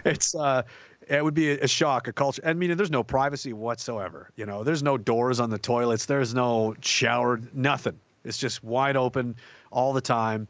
And you're not in there with soft people, generally. You're in there with some pretty, most of the guys in there have been in there multiple times. They've been to the pen and back. So you're not dealing with people that are shy to hurt you if they feel inclined. You know what I mean? Mm-hmm. So it would be scary for a lot of people, I would say. And I wanted to go back to the allegations of torture, the idea that you're only outside of a cell for 30 minutes a day. Yeah. When you were in Afghanistan, did you ever have prisoners of war that you held captive, and how are they treated compared to that? We played Scrabble, we exchanged photos. No, we had POW. I would laugh. I said to the guys in there, I was like, we fed POWs better than this, and we did. They ate the same things that we did. The food in there was absolutely terrible. It's just every corner they could cut with that, they cut it a couple of times. But yeah, I mean, I don't know. I mean, there's different kinds of torture, right? And if that's what the UN says is torture, I mean, I suppose to just lock somebody in a box all day with no. Yeah, I mean, it's not good. I don't know. I'm not a psychology expert, but it very well may be. And if those are the rules, yeah, there was just 15 minutes twice a day when you're in that situation for days, 5-10 days sometimes. When I was held in remand in Dartmouth, I was in a cell there by myself for 6 days, just wait for them to come get me, And the door never opened. They put you in, the door doesn't close behind you, it doesn't open again for 6 days. So you just, find ways to. I walked a lot of circles. Walked in circles a lot. And I'm curious because when you're on the outside like me, you're active on Telegram. You're doing streams and stuff. Like you're on technology, sifting through all the sludge, all the crazy news on the devices. What was it like to go from that to having no device, just having a Bible around, maybe if you're lucky? Yeah. It was kind of nice actually. I didn't mind. I mean, you'd be surprised. You get over it fast within a day. You're just like, well, because there's nothing you can do about it. It's not like the stress of if you've lost your phone, you don't know where it is, or you've left it behind. Right. You're like, oh shit. It's like you're in jail. They're not giving you. It's just forget about it. It's over. Right. So it's like, well, there's nothing I can do about it. There's nothing to, and it's nice not to have that. I definitely noticed that it does have a more profound impact, I think, on people's mental state than they realize. I'm trying to not be on it nearly as much. Just don't pick it up. I remember we talked about this before. The first thing you do when you wake up is don't go look at your phone. At least get up and go shave, eat something, do something first before you go right back into this, because the amount of sensory input, all the different stories, it's just a lot for your brain. And I felt really I mean, I was fine. A few people, like, "How are you okay? Are you okay?" Yeah, I'm fine. But I did notice that probably the first 2 days, maybe 3 days after I was out, I was tired a lot, and it was just like sensory overload, because I'm in this room with 30 guys, 40 guys, same guys every day. Everybody's wearing the same things, the same thing on TV, the same food every day. It's just the same thing. There's very little. You get excited by like, is it snowing out? Oh my God! And you're trying to look through the bars to see if, like, that's the big update of the day. Now there's snow outside, so we're going to talk about that for an hour. To these, crazy. It overloads your brain, I think, and I think it definitely contributes to a lot of people's anxiety and burnout and depression and so on. So Interesting. yeah, it's not good. I think it's something that should be limited for sure, or at least managed in a way that you'd go to work like at a certain time in the day, like 6, 7 o'clock. It's done. Just put it away. Watch your stories, whatever it is you're gonna do, and wind down and go to bed. But if you're on there all the time, I think it probably. Just a guess, because I've noticed it feels different. Like your thoughts are definitely. There's a lot more of this pinball machine effect going on when you've got too much information to think about and look at. So Definitely. I didn't mind having it taken away, actually. Yeah. To get some kind of a nice break. Get some. People try to do a what's it called, dopamine detox, and you kind of forced into one, right? Yeah, and they're designed to keep your attention too. There's social. It's like their Facebook and other apps. I mean, they're all the same. Outsourced a lot of their research and coding to people that work in casinos to maximize. Again, eyeballs is money, right? So they want you to on this app. If they could have you on it 24/7, they would, because that's the most money for them. So it's not made in a way to treat you like. We're worried about your mental health. We want to, and they were doing things like experiments. You remember this, where it's like Facebook was, let's see if we can make them depressed. Let's show them pictures of their ex-girlfriends. Let's do these kinds of things, and then check in. And they were doing this kind of stuff. They don't care about you at all. So they'll get you on there 24/7, and they're trying to make it addictive, like the notifications, like they're satisfying to click on, right? And they're every little aspect of it's like a slot machine. It's designed to make it enjoyable for your brain to use, and you get those dopamine hits from doing it. Especially TikTok. It's got the lever pull. It'll burn you out, and that's probably another reason why people are so easily distracted. It's too much. You can't keep up with everything. By the time you figure out what's going on over here, you're already, you're a week behind. And the really interesting thing is I thought I would be so far behind. I was like, man, it's been over 2.5 months or something. I don't even know what's going on out there. Not really much has happened. Nope. You would think there has, because there's so much news and clips and stories, but of substance, of real impact, or even worth talking about, very little has changed in 2.5 months. There's a couple of things. That's it, but they've still tricked people into this 24/7. You got to be online. You're gonna miss it. You're gonna miss something. No, you're not. You're not gonna miss much. It's very true. It's very true. When you're first away for a couple of days from social media, you think you've missed so much, but you come back and it's like, oh, I just missed some videos from libs of TikTok. I was caught up in about 2 days. The first thing I saw was I saw somebody sent me a link to the. Is his name Ye now? Is that what we're doing? His name is Ye, formerly he's doing like a Kanye P. Diddy West thing. Okay, right. Whatever. Right? Whatever that's his name. Sure. He's there dressed as he is, and Alex Jones is there with a lizard mask on. And I was like, what is going on? How long was I in jail exactly? What is happening? But besides that was one of the first things I saw. So I was concerned that things had taken a serious turn. But it's more of the same. Generally. More of the same. There's the image for you. He comes out of jail and he sees this. What did I miss? Oh my God. Oh. What, Philip? What did you do? Yeah. And speaking of that, we got a super chat from Sarah Jane, $20. Thank you very much. Love your content, Greg. Great to see you, Jeremy. Been a long couple months without you. If the mods can post a link for Jeremy's Give Send Go as well, because he does have a long legal battle ahead of him. And for people, because I saw some negative comments in chat like, oh, he's a grifter or whatever. You haven't done anything wrong, in my personal opinion. I won't go allegedly, not allegedly, legal reasons. But how much money have you had to pay as a podcaster with a controversial, dissident podcast? How much does that cost you? So far, I've probably paid about well, I had probably about 40,000 to my previous lawyer, and this guy maybe 70 to 80, somewhere ballpark. Yeah. And it's going to be another 100K or so. This is the guys. This is the price for speaking out in Canada. This is what happens. They come after you. Yeah, they say I've got to take equity out of my house and sell some things and so on. And that's just how, like I said, you're only innocent if you can afford to be. There's no it's crazy. There's no, if you can't afford a decent lawyer, it makes all the difference in the world. That's the only advice. If you get in trouble, get a fucking lawyer. Do not do, well, actually, the Magna Carta says this is all, don't be doing any of these Facebook lawyers or any of this stuff. You're going to get absolutely raped, okay? They're going to absolutely destroy you. And especially if you're, maybe somebody like myself where there's a lot of motivation to bury you. They're not looking to make friends. They're not looking to help you out. They're trying to bury you. They're trying to, help their own career and so on. So they're going all the way. The stuff that I saw, blow your hair back, and I can't wait someday when this is all over. I can tell you all about it, but it's pretty wild. It's pretty wild what they'll try to do and get away with. But yeah, you need to get somebody that can represent your interests and argue for you in a competent way and is going to do the work and do the research and all that. Because otherwise, you're playing. It's a stacked deck. It's stacked entirely against you. You're already guilty as far as people are concerned. Because you wouldn't be in jail if you weren't guilty of something. The way people are, and the longer you're in there, the worse it's going to be for you at trial and stuff like that. So it's all it takes actually in Canada is just for somebody to accuse you, and then the police will say okay, and they can arrest you and take you away and throw you in jail, and then it's up to you to get yourself out of there if you can afford to.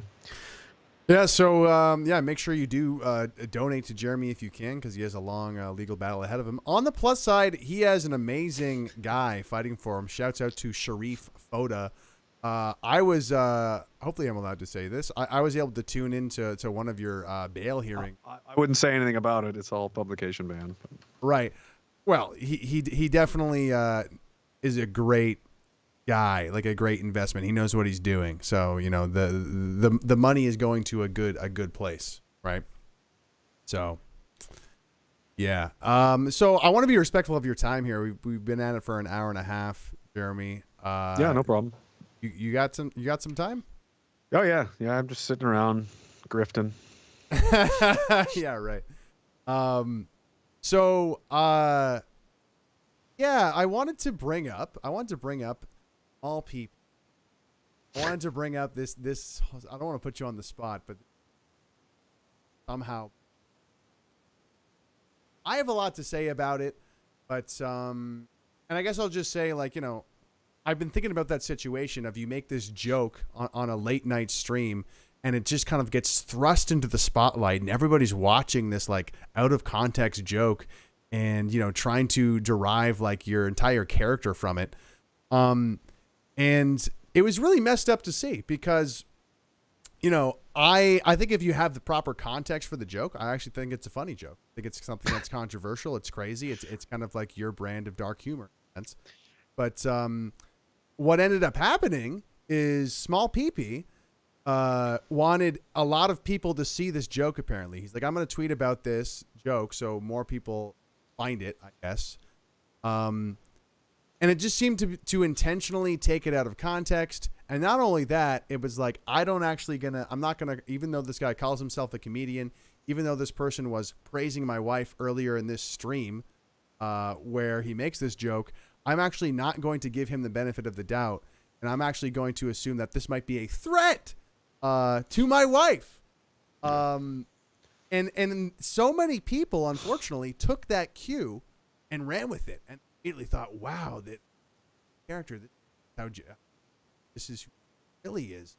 And it just seems like, classic cancel culture tactics. But obviously the timing was fascinating because it's literally the day before you got thrown in jail. What has your thoughts been on this whole thing? Because it happened just before you went inside. And I mean, what was it like to have the leader of the opposition to basically criminalize or a late night comment? Well, I've already talked about this at length a few times, and I published stuff on Substack, and these journalists, they don't care. I've already said it 100 times, and it's all out there for them to go look at if they want. It's disappointing. You'd think somebody like that in his position and stature would have more important things to do with his time. And it's a lot of, cancel culture kind of, people want somebody to, it's the outrage Olympics. It's like 1984's 4 8 minutes of hate, whatever it is. Do you know what I mean? Yeah. Yeah. There always has to be somebody to focus on hating, because if not, then maybe they'll look at them. And it's stupid. I don't have much to say about it anymore at this point, but Yeah, no, absolutely. And what I found most disturbing about it, this intentionally taking your words out of context, like a terrible, like that's something that'll to criminalize you and sick the RCMP on you. That's something that the Canadian establishment is already doing to you. It's like, as for everything I've ever said about the Prime Minister and everyone, they have never called the cops on me. Yeah, yeah, absolutely. It's disturbing. Especially among the right wing people and stuff. It was interesting to see the dog piling and the who all of a sudden the pearl clutching. Oh no! Yeah, okay. Well, and what really pissed me off about that is, I can understand, that humor, that joke was definitely not. But it's also just the way that people used to complain about Lenny Bruce, and they make like this is a late night a smoky comedy club. Like not everyone's supposed to enjoy it, right? There's Family Guy makes light of pedophiles constantly, Yeah, and there's and it's just how it like. If you don't like something, then don't listen to it or don't appreciate it, I guess. I mean, there was a speaking of Family Guy, there was one that I remember I thought, because somebody asked me, well, if you ever you don't know what it's like to be offended by jokes. I'm like, actually, there was one that I actually just remembered that was on Family Guys specifically was there was a parade. It was like some of maybe Thanksgiving Day parade or something in the United States, and it was a float that was going by, and it was the Iraq-Afghanistan war veterans that weren't wounded or killed, and they're all like partying. You're like, woo, yeah, fuck yeah, I'm fine, fuck all you dead guys. Like it was like they had won, they had escaped, and good for them. They're all happy that it was a little, for me personally, right? I get it. It's funny, I guess, but I was like, yeah, I didn't like that one too much, because it's like, obviously a lot of my friends did get hurt and killed and continue to do so. Another guy I just found out while I was in there a month ago, he passed away. Like it's ongoing. So, I mean, people make jokes about stuff like that, but no one calls the cops and, says, how dare you? They just go, well, it's manufactured. If the outrage machine pointed at Seth MacFarlane or whoever and said, this person needs to be destroyed now because then the mob will follow. They'll follow whatever they decide to do. But the really interesting part was so many people that acted as though they're not that way. They're like, oh, trust me, I don't buy into this mainstream bullshit. They right on the train, right on it, because it was, well, that's my guy and that's my team. The thinking stops entirely. And they're just as susceptible to it. So, very true. We got to look out for I hate to say it, but we got to look out for the NPCs on the right as well, because sometimes that does happen. And they're more of a problem, in my opinion. I think the fake conservatives and the fake right wing. You want to talk about grifters? I mean, these people that are just playing a character, or they're not really into this. They don't really care. This is just kind of their niche little world where they pretend, and they're just they're not really about any of this stuff. And you, when it comes down to it, you'll see it, right? A lot of people I've said, especially these days or the last few years, they think they're conservatives, but they're not. They're liberals. They just don't like the Prime Minister. That's what it comes down to. They, when they say, well, what about this policy? What about that? What about that? You'll be surprised to find they'll all be very okay with the liberal platform, and they're all very, all about that stuff. And what really it boils down to is, I don't like the guy with the socks. But it's like, so you are a liberal, you just don't like, because all of these things, all these policies and all these ideas and values and stuff we could go through are traditionally conservative concepts, or right-wing traditional conservative values and so on, and you'll say that's fascism or whatever, because that's what the news, like, they don't even know where they are. It's just, it's very, it's very shallow, and it's I don't know. What are you going to expect more of people? I mean, have you been out there, Greg? Have you seen people? You can't expect very much of them. They're following arrows on the ground at the grocery store with the masks on. And now they're going to say they never did that. No, I never did that. That was me. I never did that. Sure you didn't. Yeah. Sure you didn't. I saw all of you doing it. I saw you all doing it.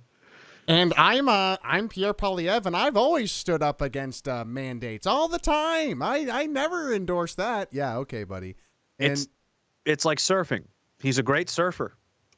You know what surfers do? They just paddle along until the wave comes in, and then they just jump right on top of it and sail it home. And that's what professional politicians do. And they'll let someone like like the other guys like Hillier and Bernier and Sloan and all these other guys that were going out and being chastised and Roman Baber, a whole bunch of I can't remember them all, but they'll take these unpopular positions anti what the government narrative is, and they'll be dragged to the coals over it, beaten, and getting arrested, taking the arrows. Yep. Right. Yeah. Taking the slings and arrows, and then when it becomes politically advantageous, you'll have someone like that. Come in. I saw Ferry shared a pretty funny meme. It was like some rich, I don't know who it was, some rich old guy putting in a railroad spike, Yeah. And he's like, here I am, like pretending like I did anything at the very end when really I just showed up for a photo op to make it look like I did any of this. And, I compared it to like old wars. Yeah. Back in the Middle Ages and stuff, they would have, there'd be kind of a policy. Some guys would be like, if there's no blood on your sword, we'll kill you. It means you were hiding the whole time. You weren't fighting. You were just, where's your sword? Why is it all clean? What were you doing? And they'll put the sword into a dead body, right? And then be like, yay, we did it, guys. Like, what do you mean we? Mm-hmm. Where were you this whole time? You just showed up at the end to collect the fanfare and act as though you're, it's sneaky and it's not honest. And you can picture PP's strategy team. Okay. When do we start supporting the anti-lockdown people? They look outside. Well, there's a huge sea of trucks outside. Maybe now's the time to support them. They waited. As a compendium of assholes. The Conservative Party. They waited to see how it was going to play out. Yep. They weren't here before the convoy. They weren't like, screaming at the rooftop, this is insane, this has got to stop. It never needed to happen. There never should have even been a convoy. This should never have happened. Stuff like that happens because people are being neglected and ignored.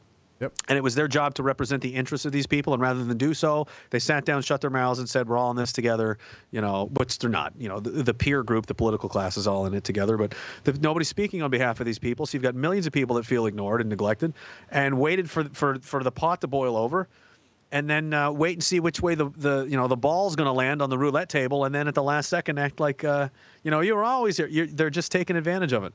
It's it doesn't matter now. You after the fact saying you can say all kinds of shit, but I know who was where.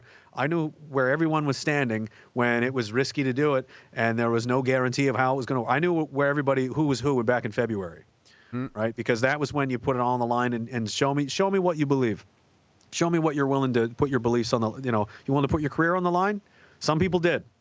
And, I respect them for that. And some people, were punished for it and had to pay for it and so on. But if you're marketing yourself as some kind of leader or as somebody that's, these are the things I believe, and then do it. Then walk the walk. Don't sit around on the sidelines on the bench and wait until it looks like this team's going to win and then sneak in at the back, come in the back door, and then walk up to the podium at the end and start handing out trophies like you were here the whole fucking time. Because that's what they're doing. And it's disgusting. And they, no mention of any of the people that came before that paved the way for them. They're just more than happy to, again, get on that surfboard and ride that wave all the way home. And act like they're morally superior all of a sudden. And by the way, morally superior Conservative Party. How's the war crimes going? I've been gone a couple of months. I haven't been able to keep up with all the war crimes that were being committed by the Azov battalion in Ukraine that we're sending all of our money and stuff. It turns out that's a giant laundromat as well for the Democrat Party in the United States. It seems so. That's interesting. Again, just as really upstanding, morally upright people that stand for doing good. They would never fund war criminals or participate in illegal imperialistic wars all over the Middle East. No, something like that would be odious. Their hands are clean. of any kind of, yes, odious behavior, of course. Tell me more. Tell me more, establishment conservatives, about how you're all just such superior people to the rest of us, because your hands aren't dirty at all with anything. Definitely not dead people, not millions of dead all over the world. Remember, I'm just gonna go off on a tangent now, but I'll stop myself. But they weren't anywhere to be found at any of those times. They pick and choose. It's childish. It's exhausting. You want more from them. You want leaders. I want people I can look up to, and people I can trust and feel like, feel inspired by. Yes. That you can trust. That gets you excited. That make you feel good about being Canadian. That would be a nice start. It's a lonely feeling. It's a scary feeling when you feel like no one's in charge. It's like being left home alone when you're a kid and your mom and dad aren't coming back. And you're like, I gotta deal this myself. Like who's gonna, somebody, there's got to be somebody. There's got to be an adult somewhere. Nope. Yeah. Nope. That's terrible. And a lot of people, I mean, I'm not the only one that feels that way. I mean, we all wish there was somebody.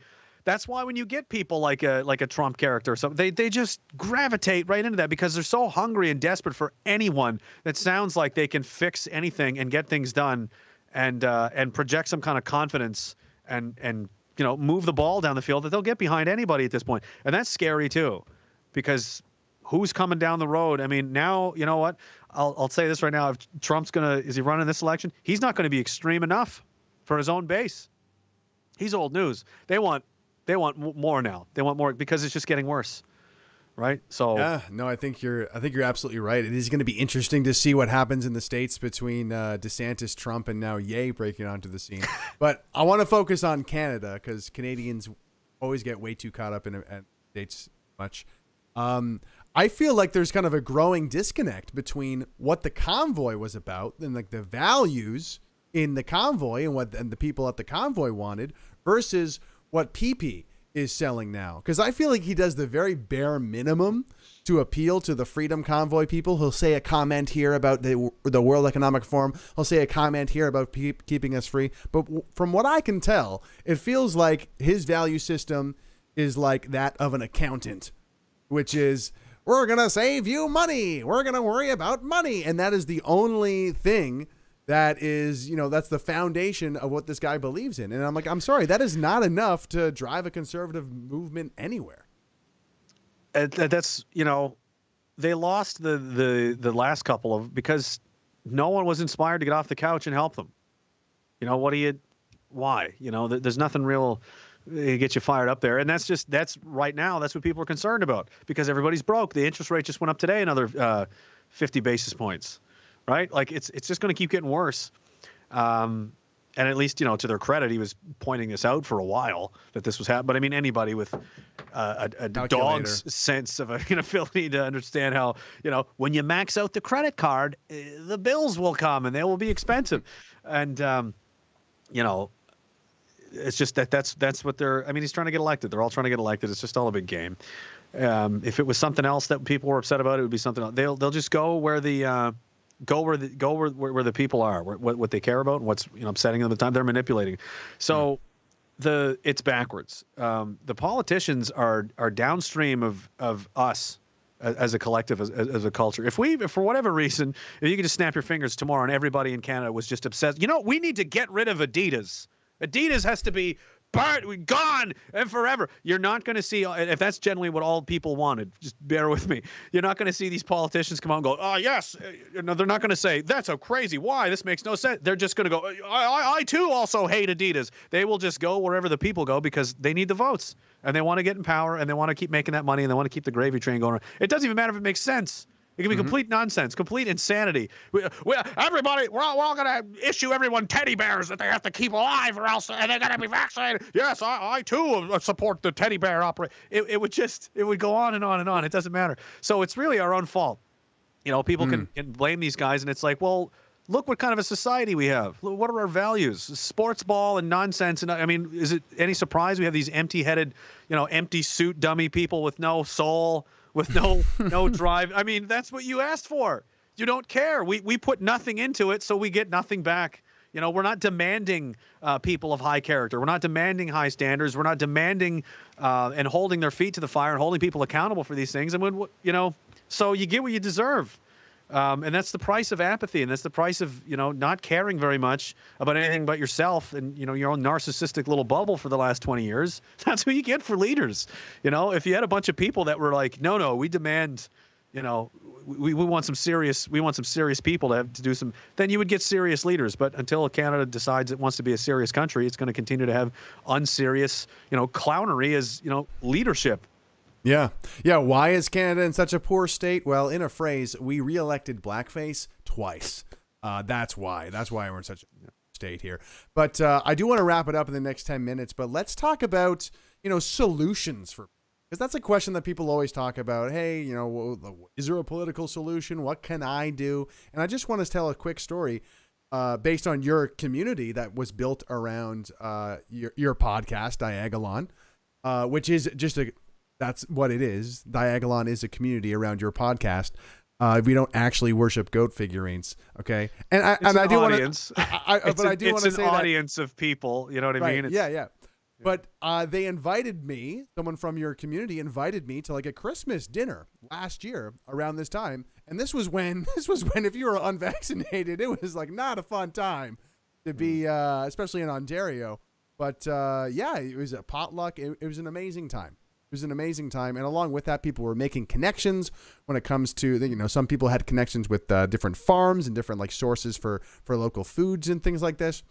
So I think that, you know, well, to answer my own question, you have really presented some things to Canadians that has been a solution, which is find your friends. You kind of started this trend about a year and a half ago, which was encouraging Canadians who are feeling isolated and who are feeling alone to find your friends, find people who are like-minded and start to build not a community, and as in just that buzzword people like to use, but an actual real community with members of the public connecting with one another who are like-minded. So I guess I kind of answered the question of, you know, what can we do to, you know, moving forward. But I guess to put another spin on it, people are like, oh, what are we going to do? What are we going to do? Like, well, we have to vote for PP. We have to do something. Over the past 2 years, who's actually fought for me and actually changed policy for me here? Wasn't an MP, wasn't a conservative MP. It was a truck driver. It was actually blue-collar workers who did something to change the legislation in this country. So I guess, like, you know, when it comes to Canadians feeling kind of overwhelmed and not knowing what to do next, like, how are we going to stop this, what is it, Bill 21, when it comes to the gun grab and things like that? Have you thought much about how Canadians can be effective moving forward? Well, yeah, you answered your own question. It's just something you had to, or I had to learn, I guess, over time. But you know, you gotta go inward, not outward. Everybody wants to change, you know, what other people are doing in this. You can't. It's not how it works. Like I just said, the politicians and the leadership choices, if you want to call them that, are a reflection of our collective apathy. So the problem is us, and we have to start thinking differently and living different, and start to bring back these values and things that matter to us, and living in a way that is congruent, true to that.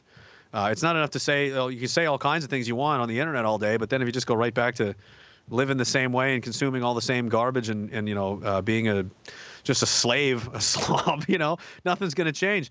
And you know, that's what, like, a lot of people were depressed and isolated and cut off, and in these curated, managed digital worlds. And you know, we had that first kind of get together in Saskatchewan, and there was 40, 50 people there that came from all over the country that didn't know each other previously, and they had a great time, and everybody was so happy, and it was just you could feel it, that this was like something had happened here, like Ottawa on a much smaller scale. But you remember what that was like? All these people were like, they just felt better to be amongst, you know, other peers, their tribe, their community. Like, everyone deserves to have that. Everyone deserves to feel like they belong somewhere and that they're accepted somewhere.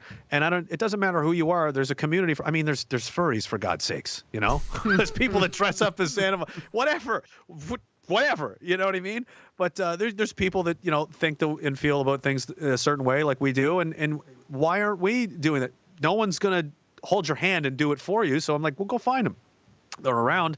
There's 10, 20,000 people listening to this or whatever. There's probably some in your town. I get letters and stuff from all over the country. Doesn't matter where you're at. There's somebody is within driving distance, or even just you can just talk and know that they're nearby, and do things together. Go out and get a coffee. Go do something. Get rid of this, or at least start subtracting digital hours from your life and start replacing it with real life, human interaction. Because that's healthy and that's normal. This living through this, which is controlled by billionaires trying to make you insane and steal all your money, that's not normal. That's gross, and we need less of that. And I think healing collectively as a people, as a society, to reconnect with each other and start living in more positive and healthy ways, we'll have a permeating effect that will, kind of go outward. And then when you have a bunch of people that are thinking a little more clearly and have each other's backs and have, higher standards and higher values for how things want to happen, as these, groups kind of get bigger and more cohesive and, working together, they're going to want people to represent them in that way. They're not going to be satisfied with just, some crackerjack guy shows up out of a box. I was just parachuted in from God knows where. I'm your new representative for this. Like, who are you? Leader of the what? Like, get out of here. So I think people have been demoralized too much. They've been beaten down and demoralized and made to feel like they're this big and that they don't matter and that their impact you're just here to consume things and shut up and go away. That's wrong.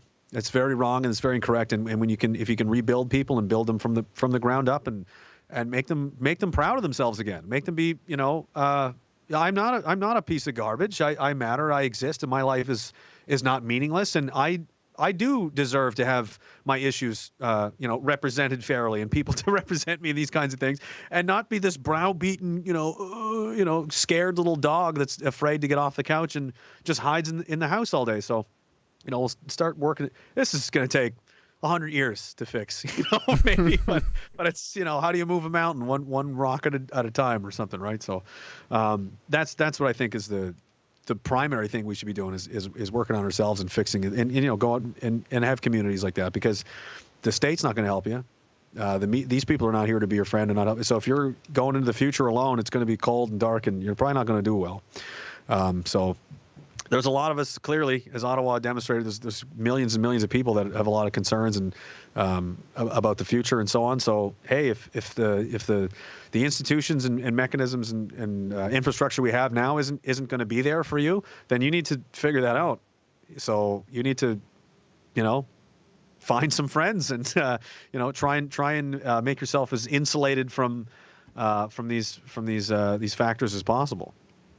Well put. We got a super chat from Mitch Murphy. Shout out to Mitch Murphy, Red Pill rapper. He says, in all caps, did you meet any actual racists in jail, Jeremy? Oh, yeah. I did. There was a few. Yeah, there was a couple.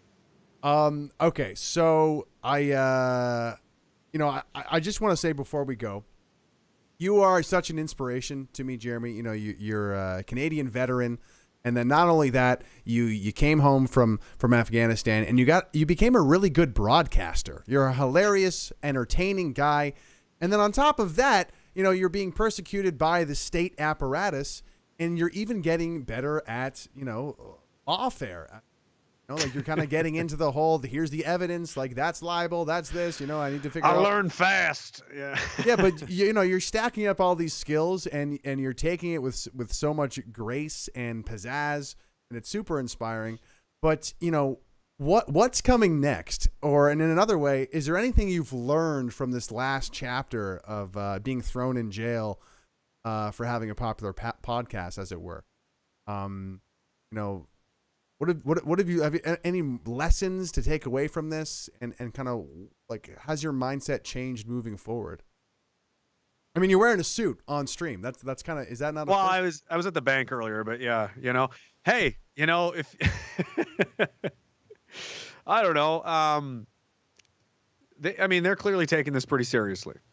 I had and not that that's going to change too much, not a nonchalant attitude about it, but kind of a laissez-faire, just kind of having fun. And it was more of a hobby, I guess, and kind of just something I was doing. I never really sat in it as like, this is what I'm doing now. This is who I am, and this is how it's going to be. And I don't like that a lot of other people have gone to great lengths to frame me as a certain thing, as a villain, as whatever, like you're the, and I just kind of did this, I'm just kind of doing my thing and kind of ignoring that. But if they want to they want to take this to the next level, then I'm happy to do that. I'll get serious too.